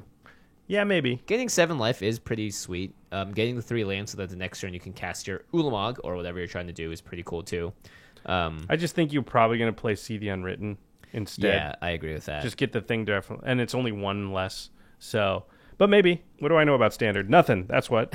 Yeah, neither of us are just like, it could see play in Standard and have a 50-50 shot of being correct and being like, yeah, I totally called it. I know Standard. Yeah. I could totally win a GP if I felt like it. Yeah, right? Runner is all I think about when it comes to GPs and Standard. We've told that story before. Yes, we have. The next one is a reprint, but it's a very good card. It's Sylvan Scrying. So 1 and a green for a sorcery. It says search your library for a land card, not basic, just a land. Reveal it, put it into your hand, then shuffle your library. This card gets you Cabal Coffers, it gets you Maze of Ith, it gets you Strip Mine, it gets you all kinds of things that you're the type of things that are you're like, I need that right now. Yeah. Yeah, this the card, land tutor. This card sees play in Eldrazi green decks in Modern as well. just because you're trying to get very specific lands. It's a quality reprint that sees play in a lot of different formats, and it's actually pretty good. I would totally play this in an EDH deck if I needed to find certain lands at certain Glacial times. Chasm. Yeah. I will play this in a lot of EDH Or decks. Strip I Mine. play, what's the, is there a Armillary Sphere? No, Expedition Map, Yes. which is basically the same thing, but it costs 1 more mana, Yeah. and it has to sit out there being, like, susceptible to removal. Ooh, this is an exciting one. This is probably my favorite card in the set. Yeah, especially for Commander. Yep, I think it don't is. know. I think as the Timmy and me wants to say Ulamog is my favorite. Yeah, but I think this card's literally going to go into every deck I have with green. Oh, there's no reason it shouldn't. It's so good. Awakening Zone is already in basically every green deck that I have. So Yeah. So this is Awakening Zone +1. It's 3 in the green instead of 2 in the green, which is Awakening Zone. it's called From Beyond. From Beyond. It's an enchantment devoid. This card has no color. At the beginning of your upkeep, put a 1/1 colorless Eldrazi sign creature token on the battlefield. It has sacrifice this creature, add 1 colorless to your mana pool. So instead of putting out 0/1s, it puts out 1/1s. Here's the best part though. For 1 in the green at instant speed, sacrifice From Beyond, the enchantment. Search your library for an Eldrazi card, reveal it, put it into your hand, then shuffle your library. So it also tutors Yeah, for an Eldrazi. It costs 1 more mana than Awakening Zone, totally worth it. but your dudes are 1/1s instead of 0/1s, and then sometimes you can just sack it and tutor for an Eldrazi. Yeah, that is. I mean, the idea, I'm guessing, is that you have this going for a while, have a bunch of guys, and then when you're ready, you sack it, get the Eldrazi, and cast it with all your signs you had. Yeah. Awakening Zone is already totally playable, and I think a very good card. I think I had it in my top 10 green cards in EDH total, and From Beyond, I believe, is slightly better than Awakening Zone. Yeah, I agree. 'Cause I So think this is a top 10 green card. We did it. Time to record the episode again. What are we doing? What are we doing? What are we doing? Yeah, very much like this card. Excited to put it in all kinds of stuff. Yeah, and this one will probably see a higher price point than the rest because I think the casual demand for this card is going to be super high. Just wait. You think it's going to be standard playable? Since we've established we can't answer these questions. No. I don't know. Bitter Blossom. Bitter Blossom, but this costs 4 mana. I don't know. It just depends on how much ramp there is available Yeah. because now we don't have, cards like Sow and Caryatid or Elvish Yeah. Mystic, so it's going to be Yeah. interesting to see what we can do. I think Red-Green Devotion is just gone forever right now. We will see. Okay. Well, Devotion is on definitely to, we're blowing through it. We're on to our final color here. Of course, we still have colorless, multicolored artifacts and lands, but still, we're on red. This next one's a reprint also, but it's awesome. It's Dragon Master Outcast. It's 1 red for a 1/1 human shaman. At the beginning of your upkeep, if you control 6 or more lands, put a 5/5 red dragon creature token with flying onto the battlefield. That means every upkeep, every of your upkeep, you're just going to get another 5/5 as long as you have 6 lands or more. That's cool.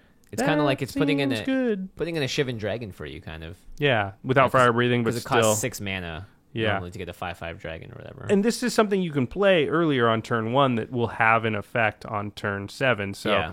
it's a I very would good never play card. this on turn 1. No, because why? It's just going to die. But you'll play it on turn 5 Yep. or turn, whatever. Play this in a deck that has multiple upkeep triggers. if you do Oh, that, Paradox Haze. Paradox Haze, baby. So good. Oh, that card. Yep, this card, in fact, the art on this card is in our background too because it's got the Yeah. shaman with the dragon flying in the clouds above it. Such a cool art. Yeah. I definitely like this card a lot. It speaks to my red Timminess for sure. Yeah, it's very good. Yeah. Akum Firebird. Akum Firebird. This card is actually designed by a guy I went to high school with. I met him. Yeah, when you were over there. Yeah. He came right up to me and was like, "Hey, I know Josh. I went to high school with him." I was like, "What?" His name is John Stone. Thanks, dude. So- It was really great meeting you. If you listen to the podcast. Yeah, he works on the Wizards website, but the good thing about Wizards is that people can still get involved with R&D even if they're not in the R&D department, and this was a design that he submitted, and it got turned into a mythic freaking card. Yeah, pretty So sweet. good job, John. It will be standard playable. It's pretty good. 2 and red for a creature phoenix that's a 3/3 with flying and haste, like most. So 4 mana, 3/3 flying haste. Yeah, most Totally playable in yeah, standard totally for sure. playable. And then, of course, like most phoenixes these days, Akum Firebird attacks each turn of the Fable. It's better being a deck where you're trying to attack each turn. Landfall. Whenever a land enters the battlefield under your control, you may pay 4 red. If you do, return Akum Firebird from your graveyard to the battlefield. So for 6 mana, you get it back. Yeah, as long as you hit your landfall. Value. Yeah. You can play And the you 6th can- land and do it, right? And then attack with it on that turn, yeah. Yeah, that's pretty good. Yeah, I think it's just a value type card. It's probably not super great in EDH. Yeah, there have but been a billion of these Phoenixes Yeah. in the past. Just pick the one that fits your deck the best. If your deck's about lands, then this is probably the one that you want. honestly, if John didn't design it, I probably wouldn't have mentioned it, but he did, so we did. Akum Hellkite is the next one. 4 and 2 red for a creature dragon. 4/4 flying, has landfall. Whenever a land enters the battlefield under your control, the Hellkite deals 1 damage to target creature or player, but if that land is a mountain, it deals 2 damage to that creature or player instead. Oh, very cool. This is actually, I think, surprisingly good, especially Yeah. if you're cheating lands into play in any way. But even if you're not, just think you put this out, it's not going to be super threatening. And then over the course of the next 2-3 turns, you just get to like zap a couple of utility creatures. It's pretty good. If you have Valakut out as well and you're playing a deck with Valakut in it, And then it's a mountain, and you're just going, then you're just zapping big creatures. yeah, you're hitting things Or just or face. yep. Just face it. Yep. Creature or player is one of those, again, important things. Tunneling Geopede. This card's name is so funny. 2 and a red for a 3/2 creature insect. Whenever a land enters the battlefield under your control, Tunneling Geopede deals 1 damage to each opponent.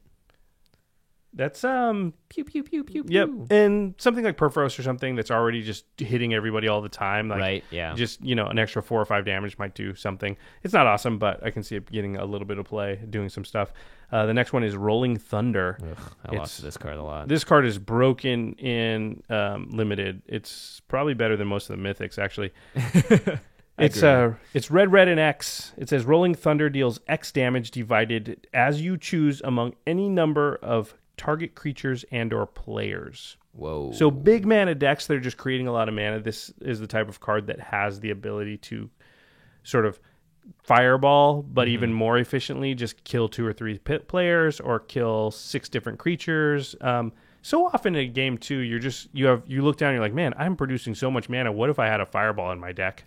Yep. Rolling Thunder is better than fireball. That happens all the time whenever I play my mono red deck. I'm like, I have 14 mana, 15 mana. Like, what do I do?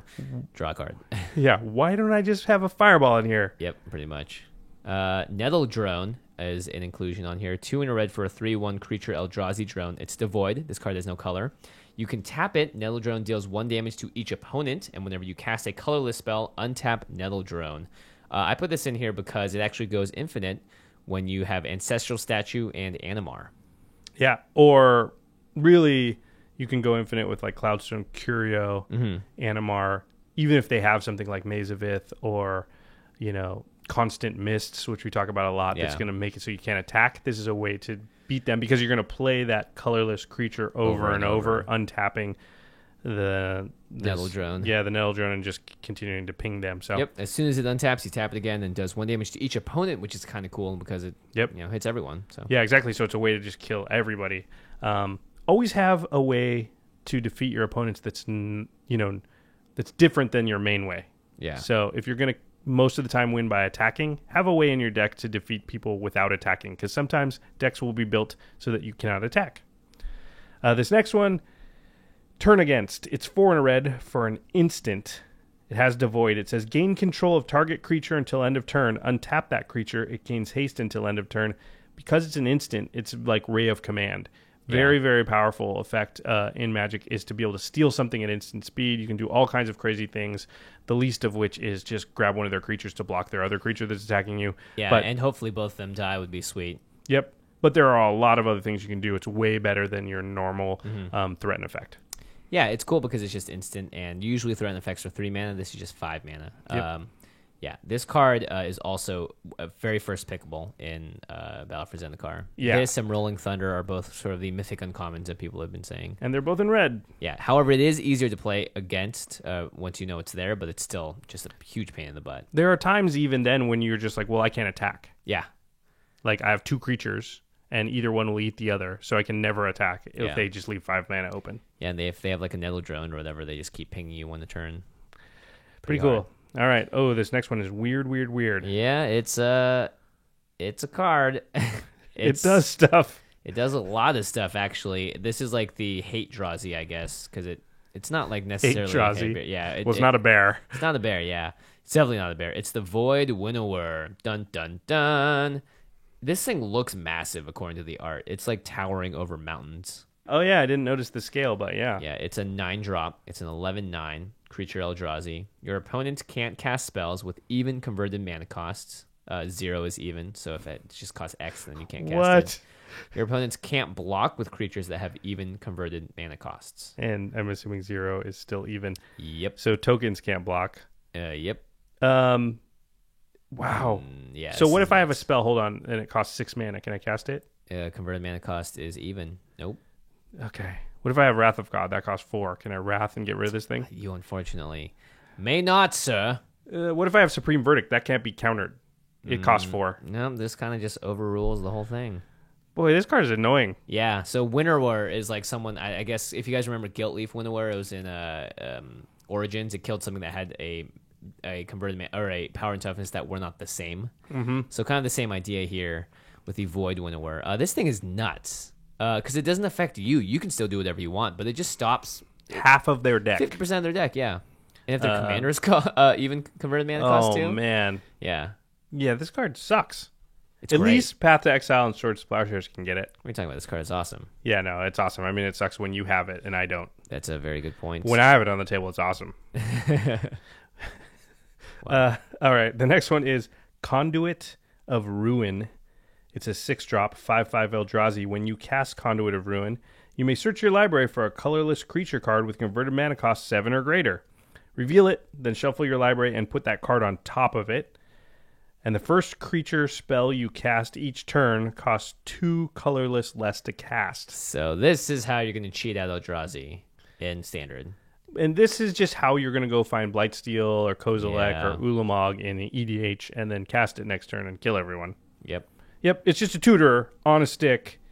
And it reduces the casting cost of the thing you went and got. Yeah, that's insane. I mean, it does put it to the top of your deck, so it's like a specific tutor. That It's like a vampiric tutor. Vampiric, yeah, but it's Which is still like a $30 card. Oh my gosh, it's any creature card that's colorless with converted mana cost 7 or greater, so you can fetch out a whole number of things. Yep. Yeah, this card's really powerful because it just makes everything cheaper too, and it's a 6 mana 5/5, which isn't that bad to begin with.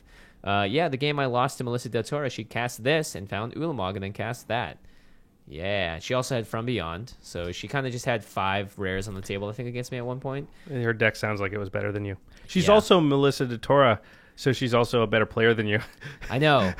So it's like, not only that are you playing against somebody who's like Yeah. one of the better players in the world, Double whammy. also just has better cards in their deck. Well, that's probably why, you know. Yeah, that's definitely why I lost. The cards, not the player status and skill level. Yeah, Come on, had jeez. nothing to do with the fact that she's a good, really Nothing. good Magic player. Yeah, no, she's never top 8 of the Pro Tour. Oh, wait. Yeah, pretty awesome. All right, Oblivion Sower is next. This is actually Glenn Jones, who used to be a host on the Masters of Modern. This is his favorite card from the set.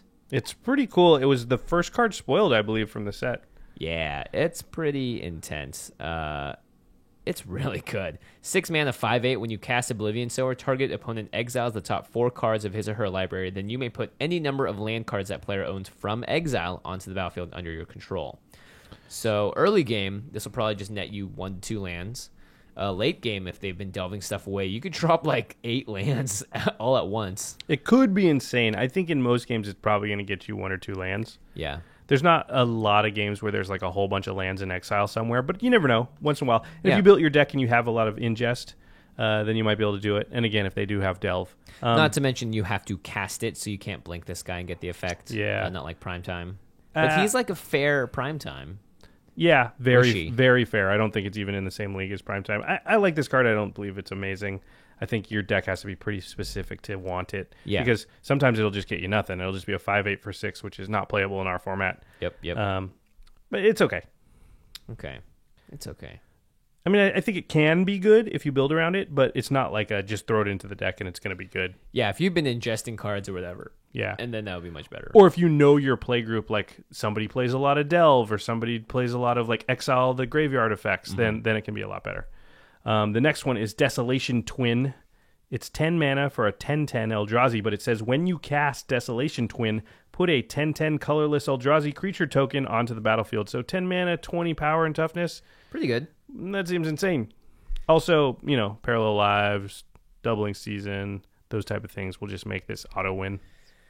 Super auto win. That would be insane. Just pop out 30 power for 10 mana. Yeah. Yes, please. The big thing is you better be able to give those guys haste, because I don't know if they'll stick around for too long. Yeah, it's true. Somebody's board wiping as soon as possible, but Yeah. You might get one swing in with them. Yeah. That'll probably be enough. Hope we put that card in the cube. That would be a great card for the cube. You just Chroma's Memorial and then and then do this and win. Yeah, that sounds pretty realistic. It has happened. Yeah. Plays on that with that much mana. Yeah.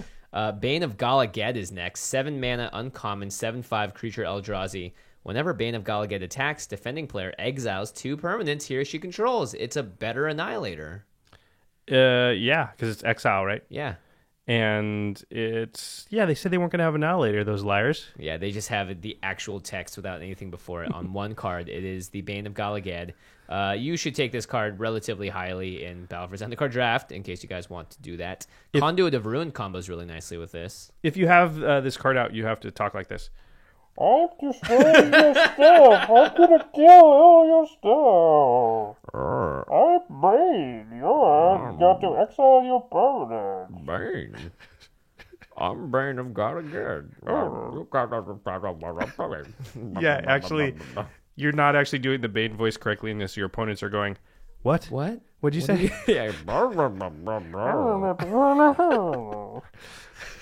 All right. Very nice. Titan's Presence is next. It's a 3 drop instant. It says, as an additional cost to cast Titan's Presence, reveal a colorless creature card from your hand. And then it says, exile target creature if its power is less than or equal to the revealed card's power. So Cool. You reveal Ulamog, and then pretty much get to exile anything you want. Yeah. That's actually, I like this a lot, actually. This is pretty sweet. Mm-hmm. I like that it's instant. Yep. It's it's only costs colorless. 3. Yeah. Yeah. It does have a pretty big stipulation, which is you have to have Right. a high casting cost colorless creature in your hand. But if your deck's built that way, then this card is very powerful. Yeah, like this would work well in Animar because you're probably going to have some colorless stuff in there with Steel Hellkite and all that stuff. Definitely in a colorless deck, this is just an absolute must put in. Next up is a very interesting card, Scour from Existence. 7 mana, it's a common at instant speed. Exile, target, permanent. 7 mana, exile anything on the board. Every deck can now play this card. It's, again, because Iona was just printed twice, this is an answer to Iona in any multicolored deck. Or, sorry, any monocolored deck. Yeah, any monocolored deck that, like mono red, how are they going to get rid of enchantments? Boom. This gives you a way. And A way. how do you get rid of Iona? Boom. This gives you at least one way in your deck. Yeah. I'm almost certainly putting it in a Titania unless I make her into Omnath, in which Yeah. case I'm probably still putting it in. I mean, for But- being a common, it's 7 mana. Sure, that's a lot, but I would play this in limited, and I'd play this in EDH any day of the week. Yeah, I think if you're in 3 colors or more, then your toolbox is probably good enough that yeah. you do not need this card. But if you're in 2 colors or definitely monocolored, this is a card to take a look at, and probably, I would say almost every monocolored deck needs this card because there's going to be certain things you can't take care of. It's just the best insurance policy. You know Yeah. that one thing in your deck guaranteed can get rid of most everything on the board. Yeah, you can get rid of Iona. If they play Blood Moon, you can get rid of that. Yep. That type of stuff. Blood Moon's a reason that you might even put it in like 5 color, just because it turns off everything else you're going to be able to do. Yeah. Besides Chaos Warp, I guess. Yeah, I think this card is definitely playable. It's probably going to slot in. It's not efficient. 7 mana is a lot. At least it's an instant. Yeah, who knows if this is going to be one of those like very expensive foils down the line. Yeah. Even though it's at common, it's like kind of like that Delver of Secrets thing. Yeah, I could see that. I could definitely see that.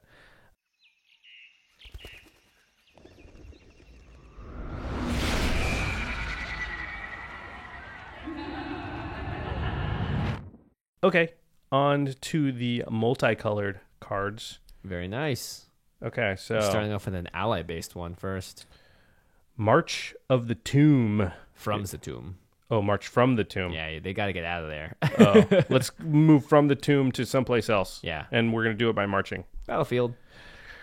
It's 3 and Orzhov, 3 white and a black for a sorcery. Return any number of target ally creature cards with total converted mana cost 8 or less from your graveyard to the battlefield. Cool. For 5 mana, you're probably getting 3 creatures, maybe less. It's okay. 2 to 3, yeah.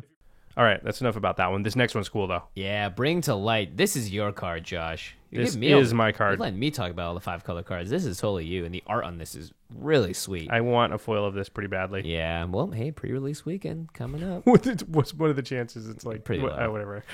Bring to Light, 3 and green, blue, or Simic, so 5 mana total, with Converge. So that means it cares about how many colors you spend to cast it. So you can 5-color this. You can 5 for 5 this guy. Search your library for a creature, instant, or sorcery card with converted mana cost less than or equal to the number of colors spent to cast Bring to Light. Exile that card, then shuffle your library. You may cast that card without paying its mana cost.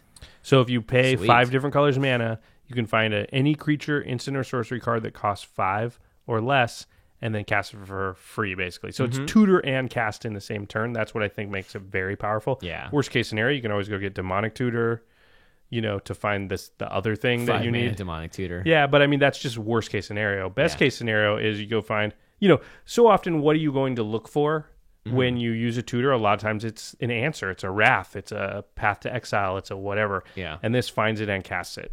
Yeah, the fact that you can grab instants and sorceries is pretty sweet. Instead of just like a creature or whatever. Yeah, that's pretty cool. Bring to Light. Yeah, I think this is Definitely going to see a lot of play. I think 3-color decks and up, 2 and below, you can't do it. Yeah, no, it's definitely not worth it for 2 and below. You just, unless you have something very, very specific you're trying to fetch up. Yeah, that's true. Notably, you can grab a guy named Nekusar with this. Yeah, you definitely can. Oh, that's a good point. And Oh. Marchesa. Oh man, it's going in both those decks. Well, we already knew if it's 5-color, I think it's auto. Yeah, I think it's- any 5-color deck will have enough targets that it just goes in there. Yep, totally. Okay, let's go to this one's getting a lot of press. Yeah. Sire of Stagnation. All the people posting on the internet about it. Yeah, it's 4 and Dimir, so 4 blue and a black for a 5/7 creature. Eldrazi has Devoid, so it's colorless. Whenever a land enters the battlefield under an opponent's control, that player exiles the top 2 cards of his or her library, and you draw 2 cards. Will you get to draw cards? So if you have this on your side and somebody else plays a land, you draw 2 cards and they mill. The top 2 cards. They ingest the They top 2 ingest, cards. yeah. Yeah, because mill goes to the graveyard. Why'd they have to do that? I know why they had to do it. It's just confusing. Anyway, people are calling this Consecrated Sphinx number 2.0. More It's like not as good. 0.5. It doesn't fly. It's not one color, and it's And- dependent on something people can play around. Yeah, I think it's a lot worse than most people think it is. I think it's good, and Yeah. I think in your blue-black decks you should still include it, but it's not as good as Consecrated Sphinx. I don't think it's as good as Rhystic Study. I think it's somewhere around like Mind's Eye, maybe slightly better than Mind's Eye. Yeah, well, you don't have to pay anything for it once Right. it's live, which is nice. But and also- people will have to play lands to keep playing the game, so. Well, but you're at 6 mana, so it's not like it costs 3 mana. So they're at a point in the game where they can pull off at least any one thing in their deck, like most things. And definitely there's not a lot of kill spells or wraths that cost more than 6. Yeah. So if they want to get rid of it and they have the means, they probably won't have to play a land to get rid of it. Listen, it's still very good. I want to temper everybody's expectations. I don't think it's as good as most people think. It'll be better against worse players, Oh, totally. They don't know how Because- to play around it. just like Rhystic Study, where they're going to allow you to draw cards off it because they won't think it's a big deal. But against good players that will refuse to play a land for a couple turns until they can kill it, it will be way worse. Yeah. But it is still going to be pretty good, and sometimes they have to play a land to get the man to kill it, which is great. Yep. You're going to play this. It's going to be less of a target on its back than Consecrated Sphinx. Hopefully, your table I is don't going to think realize so, that though. too. I think it'll be just as much. Because Consecrated Sphinx, you draw cards, but nothing's actually happening badly to anybody else. True. This makes it feel like I can't play my lands. Yeah. Nobody likes that type of effect. No one likes that kind of effect, but at the same time, it's got this weird thing where Consecrated Sphinx, because you automatically draw no matter what, and the person's like, are you going to draw? And then it's on the person, the Consecrated Sphinx person. It's like some people still have to play their lands, and I think it's more like... But it feels like you're trying to stop me from doing something. Consecrated Sphinx just feels like you're just doing something. Yeah, that's true. I mean, I don't know. We'll see when it comes down to it, but I think the general opinion of this card is high enough that it is going to draw a lot of hate. Yeah, I just think it will draw more hate than Consecrated Sphinx does. Yeah. From I don't know if that's true, actually, what I just said. Don't listen to me. It'll draw a lot of hate. Consecrated Sphinx draws a lot of hate, so it's Yeah. hard to beat that. Fathom Feeder. Blue-black, Dimir, for a 1/1 devoid creature Eldrazi drone with Death Touch. It also has Ingest, so guaranteed this thing is going to probably be able to swing into someone. And They just ingest the won't want to card. trade. Yeah, they won't want to trade whatever's bigger than this dumb little thing. However, it has a activated ability for 3 blue-black, 5 total. Draw a card. Each opponent exiles the top card of his or her library. So it ingests by using its activated ability, which is And cool. you draw a card. Yeah. It's just value later in the game. This is a draw go colors, Dimir. It's almost always gonna at least trade for a card. Mm-hmm. Yeah, it seems just very good. Yeah, and Kind if of you- like Baleful Strix, but with better late game potential. Yeah, I agree with that. And the flying in Baleful Strix is not as important sometimes. Baleful Strix is probably roughly equivalent or maybe slightly better, but that's a very good card. So if you're being compared to that, I think you're playable. Agreed. Forerunner of the Slaughter. So the Slaughter's about to happen. Hasn't happened yet, but this guy's coming to, be right in front of the Slaughter. He's running quite fast. Yeah, he's forerunning it. He's driving a Toyota. He's black and red for a 3/2. Creature Eldrazi Drone has Devoid. It says pay 1, target colorless creature gains haste until end of turn. Gosh, that's pretty powerful. Yeah, because if you're going to drop Blightsteel next turn, or Ulamog, Steel Hellkite is the big one I'm thinking Steel of. Hellkite's great. Yeah. There's a lot and this is just low opportunity cost. It's a 3/2 for 2. Just gives colorless creatures haste for 1 mana after that. Yeah, I could see a deck in center being built around this. Yeah. I could totally see that. Yeah. With a couple of Kolagons in there or something. Yep. It's not complicated, but I think it could be played. Yep. And of course, it could be, a good choice for combo. Herald of Kozilek. 1 blue-red for a 2/4 Eldrazi Drone, Devoid. I played this card a few times over the weekend. Colorless spells you cast cost 1 colorless less to cast. Just if you're building a colorless creature deck, and these are good colors for it, red and blue, this is definitely going in there. Yeah, it's a sweet card. Catacomb Sifter is the next one. 1 and Golgari. Yes, 1 black and green for an Eldrazi Drone. 2/3 Devoid. When it enters the battlefield, put a 1/1 Eldrazi Scion creature token onto the battlefield. And then it says, whenever another creature you control dies, scry 1. That's just all your creatures now have scry 1 when they die. Yeah. That's just jelly on top. And it ramped you by And you have getting a creature. Scion. The big thing is you have a creature that gives you a Scion as well. It's just overall, it's a very good play because any creature, not just non-token, like that Scion, when you sacrifice it, you get scry 1. Yep. And we all know how handy that is over the long game. Brutal Expulsion is next. This is like this is a cool card. It's like the leveled up Electrolyze a little bit. 2 and blue-red for a Devoid instant, so a card that has no color. Choose one or both. Return target spell or creature to its owner's hand. And then the second ability is Brutal Expulsion deals 2 damage to target creature or planeswalker. If that permanent would be put into the graveyard this turn, exile it instead. Two very interesting effects. Yeah, notice how it doesn't say counter. Yep. Yeah, that's one of the big things about it. So you return target spell to its owner's hand. That means while it's on the stack, so it doesn't resolve. Mm-hmm. So if somebody, let's say they use Boseiju to make their next instant or sorcery cannot be countered, and then they cast Insurrection, you could actually Brutal Expulsion and return that spell to their hand so that it doesn't resolve, because that's not the same as countering it. Yeah, you're just taking the spell on the stack and putting it back in their hand. Yeah. Which is very useful because people that are, experienced players and they know about counterspells will build ways to sneak their win conditions in. Yeah. And yeah, they can do it next turn, but a lot of times that signifies to the table, oh, let's kill that guy. Yeah, or someone else. Or board wipe so there's no creatures out. Yep. So, what's the other guy that can do this ability? It's not Teferi. Venser. Venser, yeah. Shaper Savant, I think. Very good. Has flash and does the same basic thing. And then it's interesting that the deal 2 damage is to target creature or planeswalker. Yeah, that's relevant. So you can keep them off an ultimate. You can, just zap a utility creature. And also you can bounce a creature. So sometimes maybe you bounce your own creature so you can reuse it into the battlefield effect. I think there's so many modes on this card that it's pretty playable.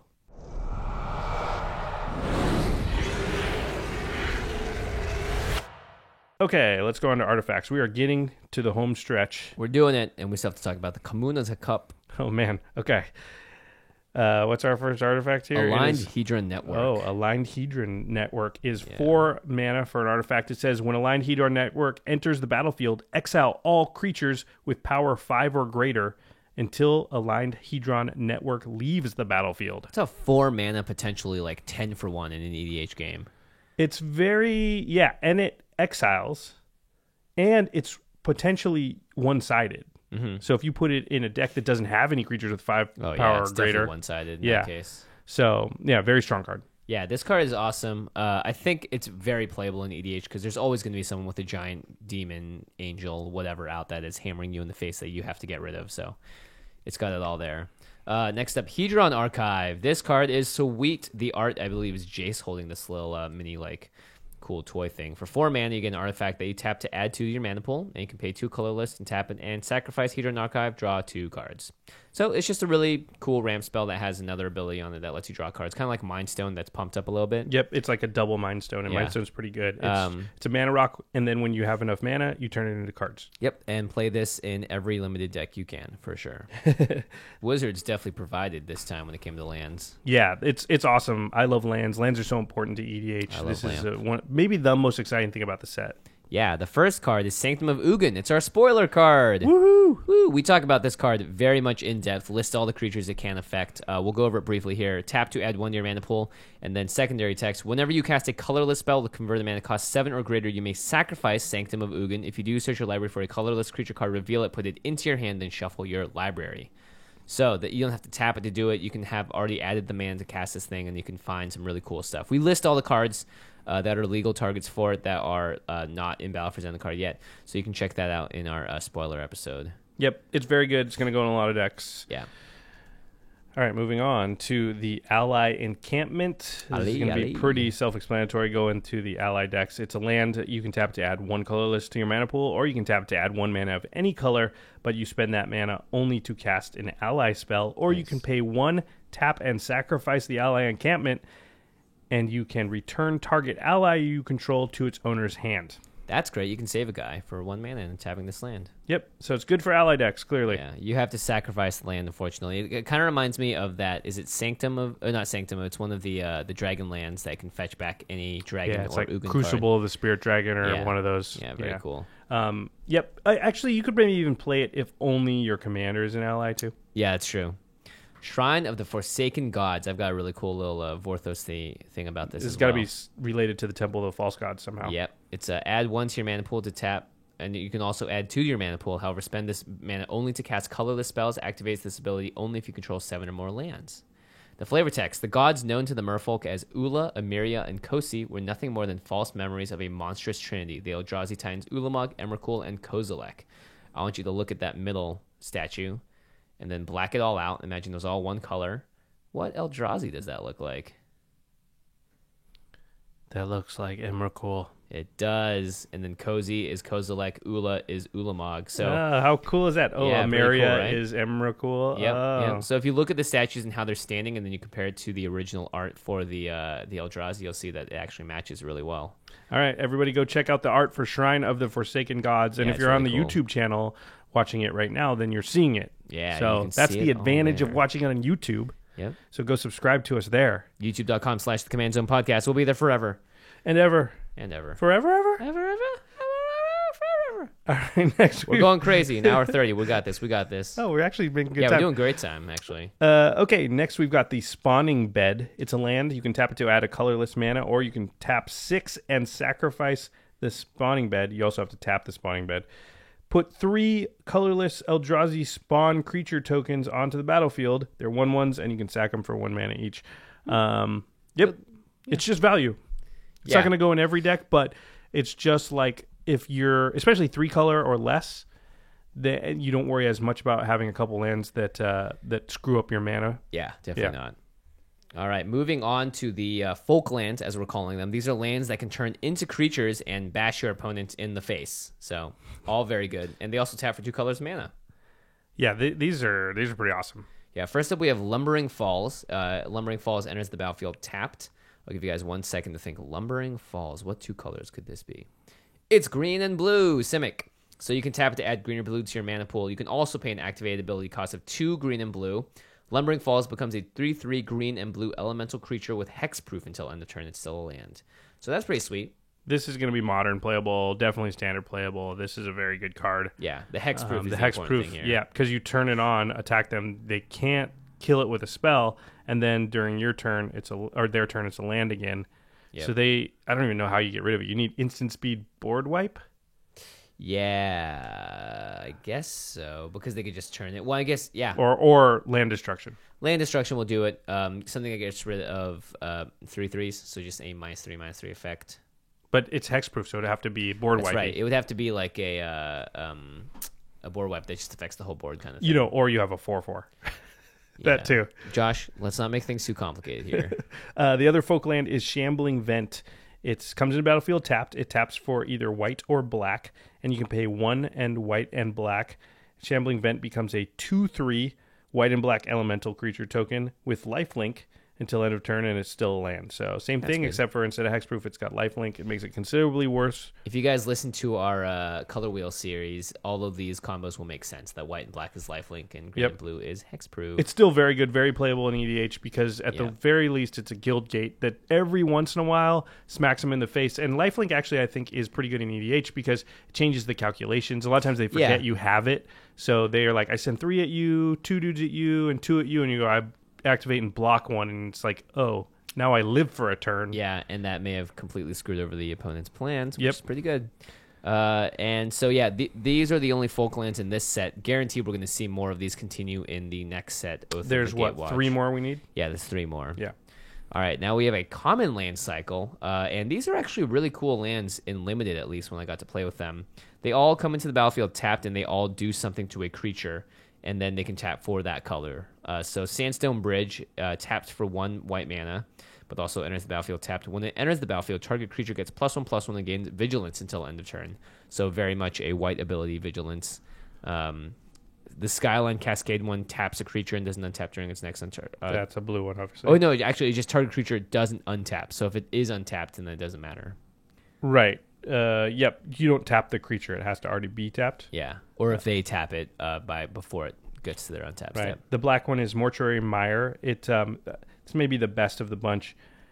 It enters the battlefield tapped. When it enters the battlefield, you may put target creature card from your graveyard on top of your library. Yeah, it's totally garbage in Limited and stuff because you don't want to set yourself back a whole turn. But in EDH, you can put some pretty powerful stuff up top. Yeah, you might just get back Shieldred.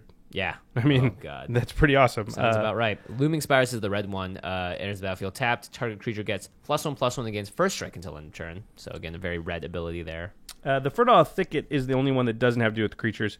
When it enters the battlefield, you may look at the top 5 cards of your library. If you do, reveal up to 1 basic land from among them. Put that card on the top of your library and put the rest on the bottom. So it's fixing, it's not ramp, but it could allow you to find like the right mana.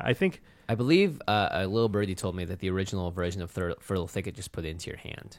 Which was probably way too powerful. Way too powerful, This is drawing a card. This is probably playable in Limited, especially if you're in a 3-color deck or more. Yeah, definitely. There's an uncommon land cycle also. They're the Blighted X. So the Blighted Step is... There's one for each color, but it doesn't actually tap for that color. It has an activated ability that has to do with that color. The white one taps for 1 colorless, or you can pay 3 and a white and tap and sacrifice the Blighted Step, and it says you gain 2 life for each creature you control. Nice. Blighted Cataract, it's the blue one. You instead pay 5 in a blue and tap it to sacrifice it, draw 2 cards. That's pretty good. That's pretty good. I think that's probably playable in EDH. The gain life, maybe not. The black one is you can tap it for a colorless, or you can pay 4 a black and tap and sacrifice it. It's called Blighted Fen, by the way. And target opponent sacrifices a creature. That's pretty good, too. Yeah. Blighted Gorge is the red one. 4 in a red, you can tap it, sacrifice Blighted Gorge. Blighted Gorge deals 2 damage to target creature or player. Yeah. And the green one is called Blighted Woodland. You can pay 3 in a green, tap and sacrifice it, and search your library for up to 2 basic land cards. Put them onto the battlefield tapped and shuffle your library. Wow, it's Corrosive Verge. Is good. Yeah. That card's really good. That's going in most of your green decks. Yes, definitely. It's definitely going into Titania, I bet. For sure. This is also a very good fixer if you're trying to play Converge Unlimited and stuff, because you can get 2 different basic lands. And all you have to do is be base green, usually. Jimmy, we're almost there. We just have one group of cards left. It is the Havelands. Havelands, hashtag Havelands. Hashtag Havelands. Make it I tried to make it Haven when I was in Seattle. I would tell anyone I could about the Havelands, and it was a mixture of reactions. Whatever. It's clearly the best idea. I don't know why any reaction to make sure. And by the way, let's just stop really here so I can quickly tangent. Tango Lands. I know people like it. Here's the problem with Tango Lands. I keep explaining it. It's based on a phrase. The phrase is, it takes two to tango. You know what's wrong with that? That phrase only exists in our culture. Yep. They don't say that in Japan. They don't say that in Germany. They don't say that in Russia. So then you have to explain it, because it's like if we decided to call them waltz lands. That would make no sense. Everybody would be like, why is it waltz? Yeah. And you'd be, oh, because in Russian it says it takes two to waltz. Yeah. Nope. Yeah. So that's why it's a poor choice for a nickname, because it doesn't work multiculturally. It's kind of insensitive to call it something like that. So Yeah, it just doesn't make any sense because it's not going to translate to other. think of the other nicknames: Bounce Land, Yeah. Check Land, Pain Land, Shock Land. Those are all self-explanatory. They're all simple. Yeah. These are kind of like checklands a little bit. Checks for something. I to think be- if Checkland wasn't already taken, that'd be the name. Yeah, for It's sure. taken though, so these are the Havelands. Yep. All right. Here's how they all work. They tap for they tap for 2 colors of mana, either, let's say, white or blue. What are these? These are Allies. allied pairs. So you got white, blue. You got Azorius, Dimir, Rakdos, Gruul, and Celestia. Those are your choices. 5 different lands, and they come into play tapped unless you control 2 or more basic lands. Mm-hmm. That's it. That's it. They're all awesome. 5-color decks probably can't play them. They also have the words island and swamp and mountain Oh. and They plains can be in them, fetch so they can be landed. fetch landed, yeah, very importantly. Very important. Actually, that's a very huge thing. Again, 5-color decks, I think, probably can't play them because you just don't have enough basic lands. But 3 and below, they're very, very good. Yeah, I mean, if you crack one of these in a booster pack, I don't think these are going to raise above like a $4 to $5 price point, just because they don't give you the ability to come in untapped. It'll be interesting to see if they get played in Modern, because they do not do damage to you, although I think you want to shock land basically every time. Every but time, just to give yourself the option. Yeah. Because a lot of the times the shock land will come in tapped at the end of turn, and you'll be totally fine with it, in Modern. 2-color. 2-color, yeah. 2-color decks, these are very If good. you have enough basic lands to do it, for sure. There are the deeper the formats go, the more crazy lands you have, and the more non-basics. So it'll be interesting to see if these actually make it. Also, you guys can get these in expedition format. So if you crack open the booster, you have like a 1 in 262 chance or something of opening a Do foil. we even know yet what the odds are? Have they someone released said it's any like info? It's 1 a case is about, and people have been doing a lot of calculations on the subreddit for Magic as well. I don't know the exact number. How are they even coming about the numbers to make the calculations? I think up? it's because they said it's the same level rarity, slightly less than a foil mythic rare. Gotcha. So they're able to calculate that based on prior sets, and then they just do the number around that, whatever Gotcha. that is. So 1 every 6 boxes. Yeah. Man, Doc is friggin' lucky. Doc is very lucky. Doc at the Community Cup pulled a Expedition Hollowed Fountain. Yeah, one of the better ones you can do. It's pretty good. Yeah. Speaking of the Community Cup, Hey, we finished our Battle for Zendikar preview. that is our preview. You can tell by the length of it, there was a lot of awesome cards for yeah, EDH we're in there. coming up on 2 hours here. So, yep, this set's going to be sweet. Again, please, I would just recommend not pre-ordering anything. I agree. I think these prices are going to drop precipitously. Yeah, and unless some crazy Eldrazi deck becomes super popular, the bigger cost creatures and stuff that you're going to want to put in an EDH deck are not going to be super expensive to buy. So. And if you listen to our buddies on the Masters of Modern podcast, you can see that they don't think there's a lot of modern playable cards. So even worst case scenario, when this stuff rotates, it's probably going to drop a lot, because if cards aren't played in any of the eternal formats, then they're just not going to be worth anything after rotation. Now, we don't know right now. Everybody thought Jace Vern's Prodigy was a horrible card before the set came out, and it turns out it's playable in Legacy and it's awesome. Yeah, and it's so killing it they right could be now. wrong, but I think so much of this set is going to be opened, and the way that this type of set is built with huge effects, I just don't see that the value being super, super high. So just Yeah. don't pre-order it. is Now, my cards like recommendation. Emrakul and stuff cost a lot now, but that's because their power level is out of control. They're played you in know? Legacy. Yeah. So, Yeah. and I mean, it's really like there's going to be a time period when these cards are not going to be expensive, and then they're going to start climbing back up in price, and you just need to get them between those two things. Yep. All right, let's End go to step. the end step where we talk about something. Well, this week it's going to be in the world of Magic. It's going to be the Community Cup. Yeah, so I got to go to the Community Cup last weekend. Sans Josh. It was a very sad time. I wish you could have been there, Josh. Wish I could have been there. It looked like a lot of fun, but I did get to follow along, so that was cool. Yeah, that was nice. Yeah, I played on a team of 8 community members handpicked by the Wizards company, this time, against 8 members of Wizards of the Coast. A lot of them were R&D members. Some of them were, Pro Tour winners. Like Oh, Mike they stacked the Turian. deck this time. They Yeah. wanted to win. Melissa Del Toro is a Pro Tour competitor, and she's top-aided numerous times, I believe. Turian's a Turian's Hall of winner, Famer. Hall of Famer. Yeah, he's won the Pro Tour. He's won GPs. Ryan Spain used to be the original host on Limited Resources. Aaron Forsyth is Mark Rosewater's boss. So the team was stacked. There were a lot of good players on the team, and throughout the weekend, we could feel that the Wizards team was sick of losing. They wanted to win. Except for maybe Melissa. I think Melissa had the best attitude about it because she's been on both sides now. I think Melissa wanted to win, though. She's a spiky player. Yeah, she definitely wanted to win, but she had the least amount of salt about it by far. Oh, really? Yeah, her and Mike Turian are like, I don't know how they do it. Mike Turian never didn't have a smile on his face, and all the Wizards players were saying this too. Like they're just like, I have no idea. Well, he never gets upset by anything. That makes sense, though. Turian and Melissa have been in real tournaments with real huge stakes. Yeah, so this was probably for them, like playing in the minor leagues a little bit. Yeah. Like they don't have to take it as seriously. They were even saying for Turian though that he's always been this way. Yeah. which is crazy because I can imagine He's a hell of a tilting off- player. Yeah, I can imagine tilting off real hard at some really high stakes events, but. It was really cool getting to play against Worth Wolpert, the guy behind Magic Online, pretty much. Blame Worth. Blame Worth, yeah, it was great. One of the best moments. I had a legacy stipulation draft, so we had to choose what like our criteria was when we drafted. Wedge did. He had to draft cards that only sounded like Disaster movies. Yeah, so Armageddon was one of his picks. Mine was WorldNet. That's busted. a pretty good one. Pretty good one. If That's you guys, my favorite one. yeah, a conspiracy. It's a conspiracy card called WorldNet, where you have to draft every card and play every card that you draft, but you can tap your lands for any color of mana. The way they do this in Legacy Cube is a little different, though. Yeah, they had me be able to put in any number of vivid lands. Gotcha. So that was actually kind of cool. So those all enter the battlefield tapped and have 2 charge counters on them, and they can tap for any mana if you just remove a charge counter. So I just ended up building a Praetor deck with a lot of reanimate effects. You did pretty well, too. What'd you go? I went 2-1. Mm-hmm. Yeah, the first game I just got run over, and then the second game it was really close, and then I managed to pull out the victory. And the third game against Worth, who was playing like an all-control deck, misclicked crazy bad. Oh, his stipulation was he could not have creatures. Yeah, no creatures. So it was a bunch of planeswalkers and counter magic, and he was blue, red, black. Okay, and then explain the misclick, because, Okay. when they played it on coverage, it just froze, and we didn't know what happened. Yeah, because he just immediately conceded the game as soon as it happened, Right. before anything resolved.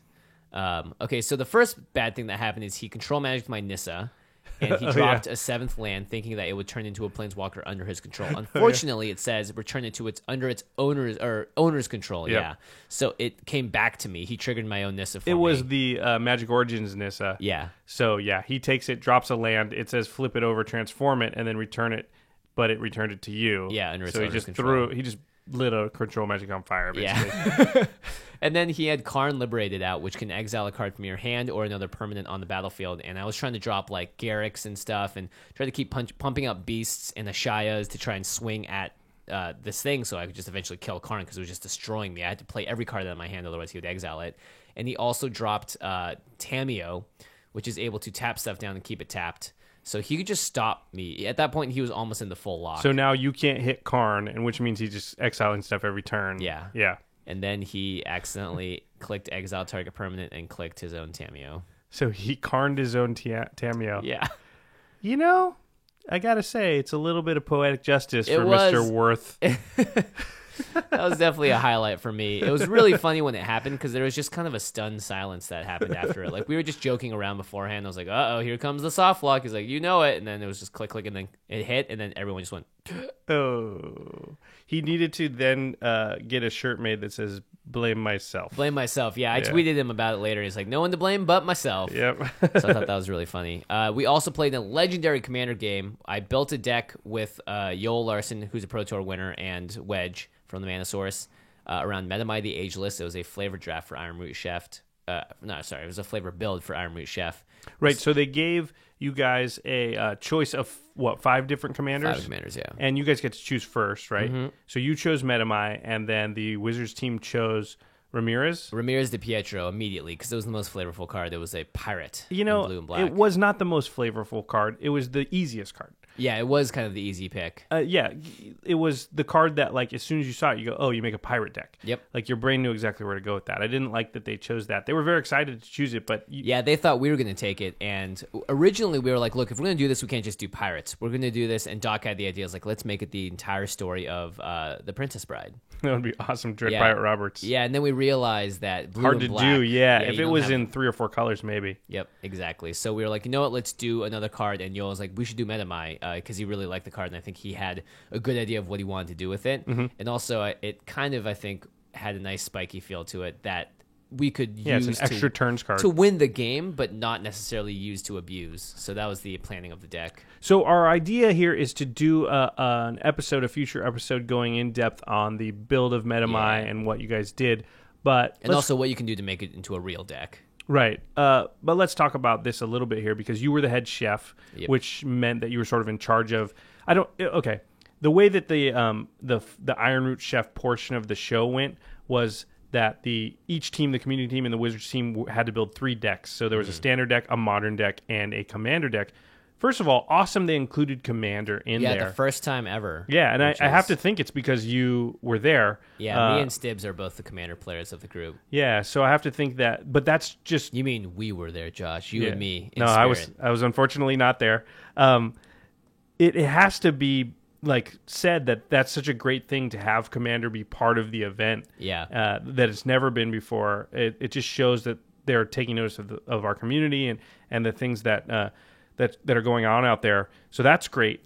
So Yeah, that's how it we're works. validated. It was awesome. Yeah, I was very proud of that moment, just them having commander be part of it. So then those were the 3 decks, and then there's obviously more than 3 people on each team, so you guys had to split into groups. Yep. And each deck had quote unquote a head chef, and you were the head chef obviously for the commander deck.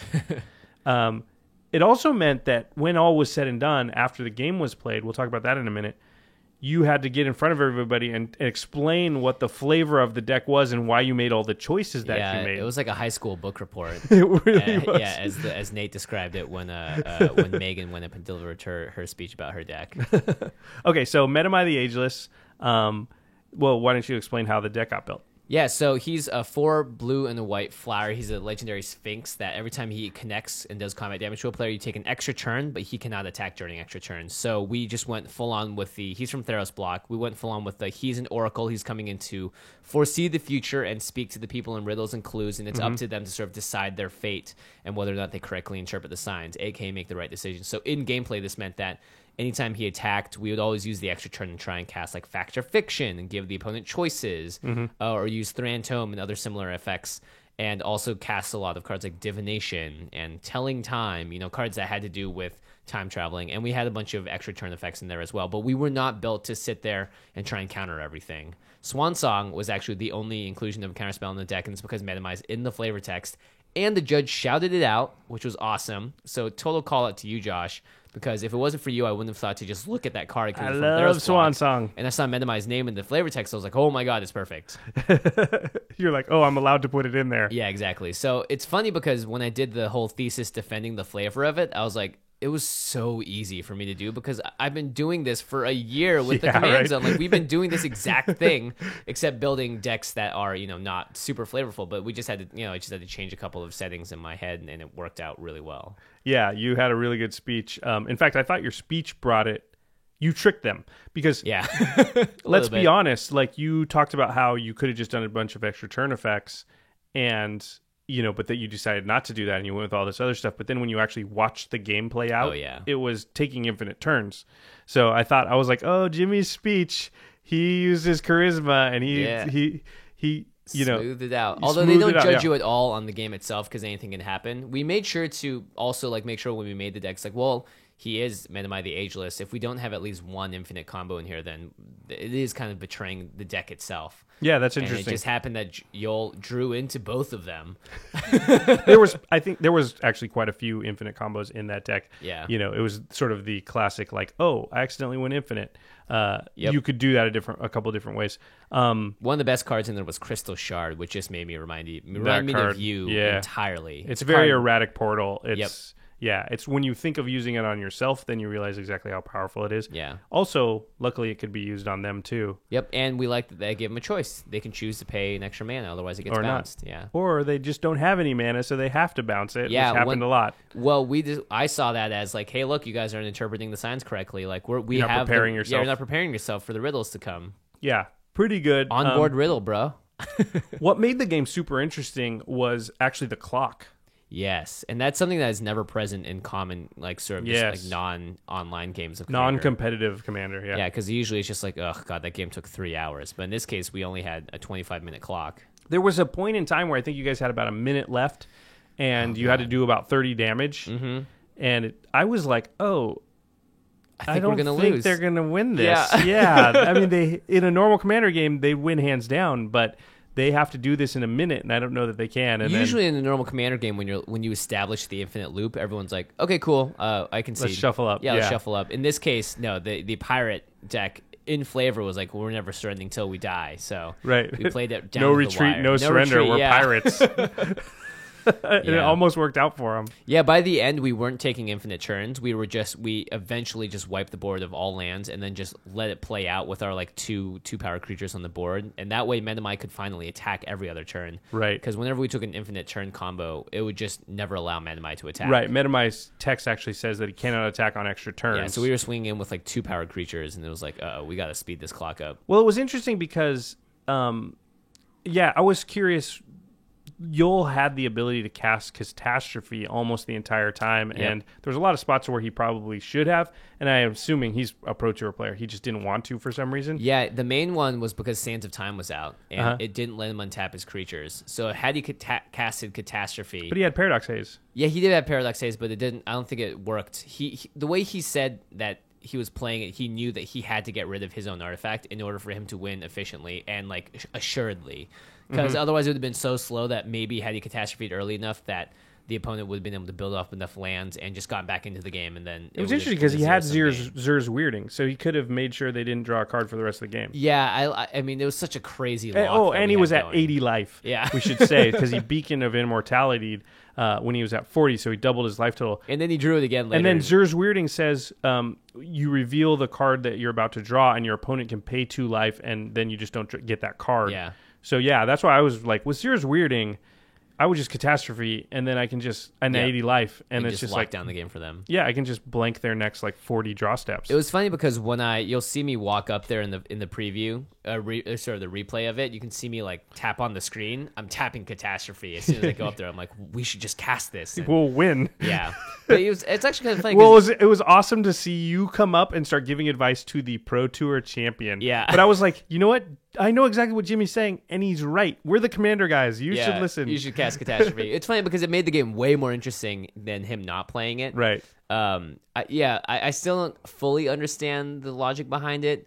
But you know what? I trust Yol, and you know it did end up making for one of the best streamed games of Commander ever. I think a lot of people said that was the best single match that was played of the weekend. Yeah, so I would agree with It really that. did showcase Commander in a really, really awesome light. Yeah, and they both had costumes on, and it was just great having a Pro Tour caliber player pilot a freaking janky Metamai the Ageless extra turns While combo wearing deck. an Egyptian outfit because they couldn't find a Greek one. Yeah, but he was still a Sphinx, which is hilarious.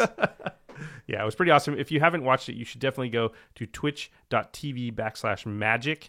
And if you click on past broadcasts, Yeah, they've you'll see highlighted the the Community match, Cup. actually. Yeah, and it's the second day of the Community Cup. Yep, and they highlighted that specific match, and I think they'll put it on YouTube too. It's just too good. Yeah, it's great. It's great. It's great for the whole community, especially the Commander community. Let's talk really quickly before we go, and I know this is long and people have probably turned it off, so it doesn't matter, but you got to play Battle for Zendikar. Yes, I did. So a lot of people, when listening to this, will have played the pre-release, but you've drafted it and done a pre-release already. if we're getting ready for release weekend and they didn't play the pre-release, what can we learn from what you learned? I think the best archetype, and Kenji agrees with me, he was actually the one that proposed that it's the best archetype, would be blue-red colorless. So it's not necessarily Eldrazi, but there are a lot of Eldrazi signs and stuff. There's just a lot of really good tempo-based stuff and a lot of really awesome cards like the Nettle Drone that taps and deals 1 damage. That extremely brutal expulsion is just a blowout. Turn against. A lot of like really good cards that can just get your opponent. And those cards get you out of holes no other cards can get you out. Yeah, and they have some of the best commons as well. There's like a really good bounce spell that has Awaken, and there's also a card that's like the Sandstep Outcast, except it's reversed. You get a flyer that's a 2/1 and then a 1/1 Scion. Oh yeah, I forget what that's called, but it's very good. Yeah, and there's a bunch of really good. Not to mention Rolling Thunder is. Rolling Thunder, yeah. So I think Blue Red just has the highest quality of cards across the board. So I think it's going to be definitely if players catch on, it's going to be drafted heavily. I think as an archetype. Past that, I saw a lot of success with the white-black life gain deck with the allies, if you can put that together. If no one else is in it, the problem is that a lot of the allies are good enough that people might just take them because it's a solid 2-drop. Even though they're not an ally deck. Yeah, like the one that makes our creatures indestructible, like that's still a pretty good card. There's one that gives everyone vigilance and stuff. People just will take those, so. What about Awaken? That was my call as like a really good mechanic because it felt like Bestow. Did that end up being good? Yeah, almost every Awaken card had its good uses throughout the weekend. Some of the Awaken cards are worse than the others, but for the most part, the fact that you could do it was amazing. Like anytime Yol played that planar disruption, man. He basically board wiped and then made a giant creature. He had 2 of those board wipes with Awaken on it. Yeah, and also it's interesting. Converge, I think, is a real thing. I think it's a real deck type. Yol played it multiple times. Every time he drafted it, he just forced it, and there was no one else that was ever willing to go into it, and it worked really well for him. And I was talking Is to there Glenn enough Jones. lands to make that work? Yeah, it's not because you even know about I'm the doing lands. it. Otherwise, it's not about the lands. It's about getting what's that flyer, that 1/1 for 3 he kind of expedition maps out a land for you. Oh, Pilgrim's Eye. Pilgrim's Eye, yeah. So Pilgrim's Eye is really important. There's a bunch of green cards. There's like a 2 and a green instant speed. Put a land on the battlefield card. So you don't get like dual lands, but you go and you get you just find the right cards lands. that are like okay. Yeah, there's a couple of those mana dorks too. It's 2 and a green for a guy that will tap for any color of mana. So it's a little slower, but you get to put out some really powerful cards. It's like a green-white deck. And there's a really good chance, especially in these first weekends, that everyone's going to be afraid to draft it because they're not going to know the set well enough to know if it's going to be able to be a thing. Right. And you're going to have to put a lot of cards in there that don't affect the board as much. They just get you a land or whatever, like Sylvan Scrying or whatever. But even then, those are all like borderline play. It's a tough deck to build. You'll manage to do it every single time and had a really good record, so... All right, cool. I'm stoked because that's my favorite deck. Yeah, I think you'll definitely be able to build it. It's fun. And again, I think people are just too scared to do it too. Well, they were even scared in Cons of Tarkir when it was easy, so yeah. Very cool. Very, very cool. All right. Well, we will definitely be talking more about the Community Cup when we do the episode about the Metamai deck. Metamai. Yeah, so go, if you have not watched it, go watch it. Yeah, definitely. It's a lot of fun. Definitely watch Jimmy's 17-minute speech about the Metamai deck. As long as the game itself. It's funny as hell, yeah. Yeah, I went pretty deep into it. You just kept talking. I was like, this is a good strategy because the judges might just be like, okay, shut up, 15. Yeah, we got it. Yeah, full score. Just shut up. We got 14, unfortunately. That's pretty good. Yeah, it's pretty good. 15s are rarely granted, I found, but we got it from the hardest judge, the 5 from Nate, and he's usually the most strict about this kind of thing. So, very cool, very cool. Well, it looks like a lot of fun. All right, time for the cleanup steps. So we already mentioned the Masters of Modern podcast, but we'll mention them again. If you like Modern or competitive Magic, you should check out the Masters of Modern with Ben Bateman and Alex Kessler. You can find them on Twitter at the MMCast, or you can just go and listen to their stuff on rocketjump.com under the podcast tab right next to us. Or rocketjump.com/theMMcast as well. Our editor for the show is Eli Cuevas. Special thanks to Jeffrey Palmer for providing all the cool living card animations on our YouTube channel. You can check that out, youtube.com/The Command Zone Podcast. And you can find Jeffrey on Twitter at LivingCardsMTG. He occasionally uploads new ones, and they're always really awesome and really fun to watch. And we haven't included all of them on our video as well, so there's some they may not have seen yet. All right, for all 3 of you that are still listening, thanks for listening. And we will talk to you next time. Peace.